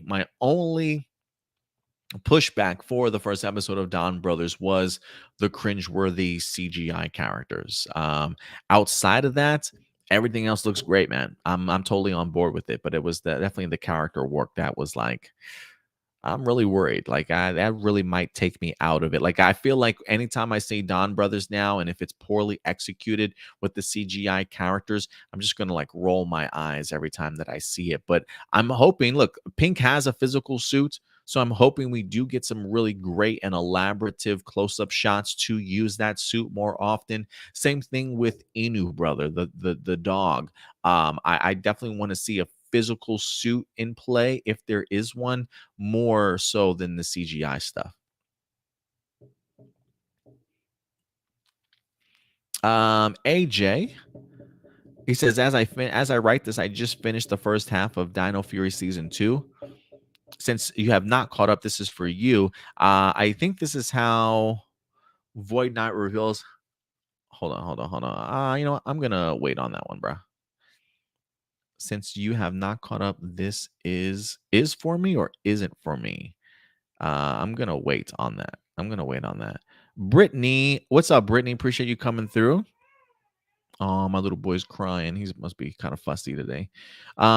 Brittany says, love that Simon Bennett is our showrunner for Power Rangers Dino Fury, and that he's been doing a more phenomenal job. I definitely agree with you. He has been a director and a showrunner for many real adult shows in New Zealand, which I personally think says a lot. Yeah, he definitely has a lot of background experience, and I think because he's got showrunner and directing experience from other shows over in New Zealand, that really does help in regards to, I think, maybe bringing a different personality and just a different eye to creating Power Rangers, not just the same old, same old. You know what I mean? So I definitely do agree with you, Brittany. It goes a long way. Adrian, what's up, Adrian? He says, hello, everyone. Hope you're all doing well. My wife and I are currently halfway over with our move to Sydney. Congratulations, Adrian. Be careful out there, man. Aren't there like really big floods happening right now in Australia? So be careful. How has the brand new second season of Dino Fury been so far? If you have binged all the episodes, or watching weekly. I'm watching weekly right now. I am I am on episode 3 right now. I have watched episode 3 already. So I'm probably going to rewatch it again before next week and then maybe watch episode 4 and 5 just to get a little bit of ahead also. But I'm enjoying what I've seen so far. I thought episode 1 really strong. Episode 2 for me felt like narratively maybe not too much going on for the characters, but the celebration and the festival and the appearances of new weapons and vehicles and stuff, that definitely carried a lot of momentum. He says, do you feel that Neil Saban era of Power Rangers had made longtime fans leave the franchise? Even people who are in the general public who became interested in this series have discovered how awful the Neil Saban series were. Yeah, a lot of people have left. A lot of people have left. I think that's why the viewership over the years just continues to dwindle and dwindle and dwindle. It's hard to bring some people back, but I have been reading some stories of people actually coming back for Dino Fury. Thank God. Johnny Morero. What's up, Johnny? That was the Johnny I was looking for. He says, do you think we can get Scrozzle appearance for the 30th anniversary season next year? I'm going to say no. I wouldn't mind seeing Scrozzle pop back up, but for the 30th anniversary, I'll say no. I think if, again, I don't know how Dino Fury ends, but if I had to take a guess and somebody mark this down, somebody timestamp this, um, I'll go so far as to say, not having seen Dino Fury season 2 in completion yet, I will say the villain for the 30th anniversary will be Lord Zed. There's my prediction. Adam, out of curiosity, how do you have the discipline to watch Power Dino Fury weekly, bro? Like, how are you avoiding spoilers? Well, avoiding spoilers, I definitely have some hashtags already muted on my tweet. So a lot of that stuff just doesn't even hit me. I scroll through enough to always be mindful to watch. So I'm like ducking, dodging, quick scrolls. The discipline comes from just the lack of time I have, to be honest with you. Just with fatherhood and things like that. Like, while I have my set videos that I try and do, when I'm not doing that, I really try and put my best foot forward to be there for my son and be there for my girlfriend and spend as much time with them as I possibly can. Although, again, I have been trying to get up a little bit further ahead. You know, there are some down times to fatherhood where I get the opportunity. Me and my boy, well, we watched episode 2 together yesterday. When Slither and Wreckmate were fighting each other in Area 62, my boy was out here cooing and gogging, whatever, cool, whatever the noise babies make. It really I don't know if he was getting excited from seeing the bright colors or the back and forth. When the Rangers were fighting and stuff, he was like very active and very, babbling a lot. And I'm like, don't worry, they're not really getting hurt. It's just make believe. Like, I know you see sparks and people on screen. I promise they're okay. Just kind of talking to him and stuff. But so when there is downtime to it, I do try. I will try and get in an extra episode or two of Dino Fury if I can. But Yusa says being a dad, the cheat code. Amen, brother. It really is. Sometimes it helps getting out of things that I really don't want to do, and sometimes it truly just keeps me from doing things that I really want to do. So it's an interesting juggle to say the least. Um, would this is back to Johnny's questions? What do you want to see happen for the 30th anniversary? Um, I definitely want to see some new and old Rangers return. I want to see just a short story that's been well thought out, explained, and wrapped up incredibly neatly, but also pushing forward towards the future. If they want to give us some Easter eggs in regards to what Jonathan Entwistle is creating, that would be cool too. But again, I'm very much pushing and hoping for a limited or mini series, um, or I should say limited slash mini series, or a movie. Maybe influenced from Super Sentai Strongest Battle. Doesn't have to be an accurate adaptation, but some influence. Simon Bennett back as the showrunner. It's same showrunners and same crew. Give it to me. I'll take that. I'll take that. Along with Entwistle's PR movie and series, there's also a live action kids PR series in the works, said from Illuminati. What theme, like Cars, Magic Animal, do you want to see from the Rangers? I'm still under the impression that that is Zoologer. Um, oh, I see what you're saying. Oh, the Jonathan Entwistle stuff that may not be Zoologer, like the kid programming that Jonathan Entwistle has connected to his universe. That I don't think is Zoologer. I do think that that will probably be something original. What theme do I want to see from them though? Oh, that's a good one. He put cars, magic, animals. Maybe like maybe I don't want to say cars, but maybe modes of transportation. Maybe the transportation theme might be able to work in something along those lines. Let's go with that. Let's go with that. L'Oreal. I haven't seen it yet, but isn't pretty sick how Dino Fury referenced uh Ishinomori, aka the creative Super Sentai and Kamen Rider? They did? Did I miss that? Who did they what did they reference that? Let me know, Blossom, if you're still around. So stoked about the movie for Zenkaiger versus Kiramager versus Senpaiger. You have no idea how long I waited to see my sweet Babu again. I am kind of curious, Blossom, if you've gone back and rewatched Kiramager a couple of times. Speaking of Ishinomori, why not also have his name in some Nintendo inspired company for Tokuger, since I'm using the Dino Vaders as their favorite video game? I love it. I love it. Oh, there we go. Thank you, Midwest. Episode 1, only season Ali Moms was at the Ishinomori Institute. Yes, okay. Thank you for the clarification in regards to that. I didn't even pick up on that, but I think that's badass. That's damn. See, that's just how thoughtful this fucking writing team is, man. I love it. Yes, I thank you very much, Blossom, for that clarification. I didn't even pick up on that, but I love, man. I love those nods for sure that they are continuing to give. Doomsday says, "How do you think KijiBrother becomes a Don brother, since we didn't see that part in episode 1?" I'm really hoping that that story gets explained a little bit more for KijiBrother going forward. Um, because I mean we got him briefly, so we already know he's been approached to become a member. So maybe we'll probably get it in flashback moments, or maybe he gets a spotlight episode and maybe explains to us to kind of see how he came to be. So I don't know, maybe he was doing something for his wife, shopping for his wife, rubbing his wife's feet. I have no idea, giving her a nice little massage or something. You know, maybe she's whipping him into shape, and all of a sudden the sunglasses came to him or something like that. I have no idea. Um, AJ did add, now that we've been introduced to Zato's brand new Dino Fury cycle, which is an exclusive to Power Ranger, pick some of your favorite motorcycles from Ranger history. We have the Lightspeed Rescue, the Trans Armor cycle. They also had the Time Force Red Strata Cycle. Okay. The Wild Force Rider. Uh-huh.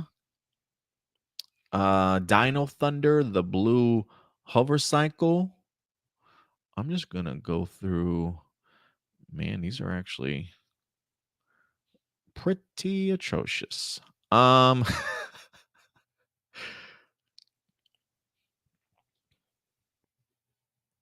right now, just looking at the pictures, I do like the Wild Force Riders. You did put a couple up here, the Dino Thunder Black ATV and White ATV. The Black ATV I kind of dig the for Dino Thunder. Ninja Steel Yellow Mega Morph Cycle, nah.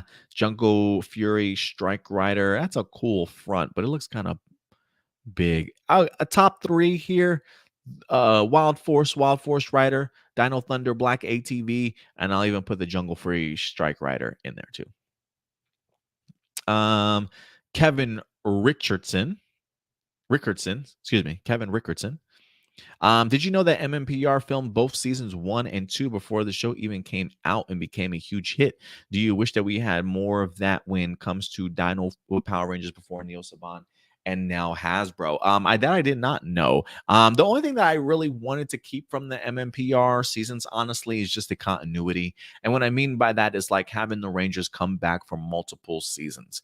I think that's one of the reasons why Power Rangers became as successful as it was, because of the fact that you allowed your audience to emotionally connect with these characters and have them come back year after year after year, even getting power up boosts, becoming a brand new team of Rangers, and still carrying over those Rangers into the new teams.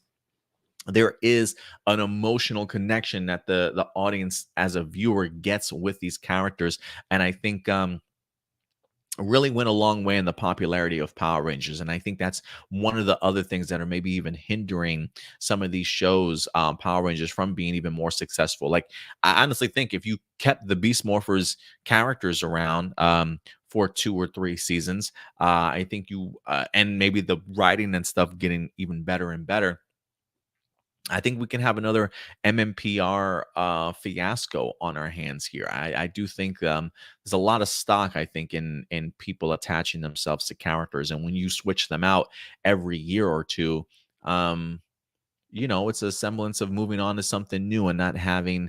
I don't know. I don't know how to explain it, but I definitely do think that that's hindered them as well. So that's one thing I would like to see kind of kept over and moving forward. Following, why is that that other shows don't film an entire season or two without waiting to be picked up? That way, they could still potentially release their series, especially if they get canceled. Because I think I will say I think one of the reasons now is filming a show just takes a really long time, you know. And when I think of that, I think of something like, like The Flash and Arrow and the Arrowverse shows and stuff. Those things take months to film.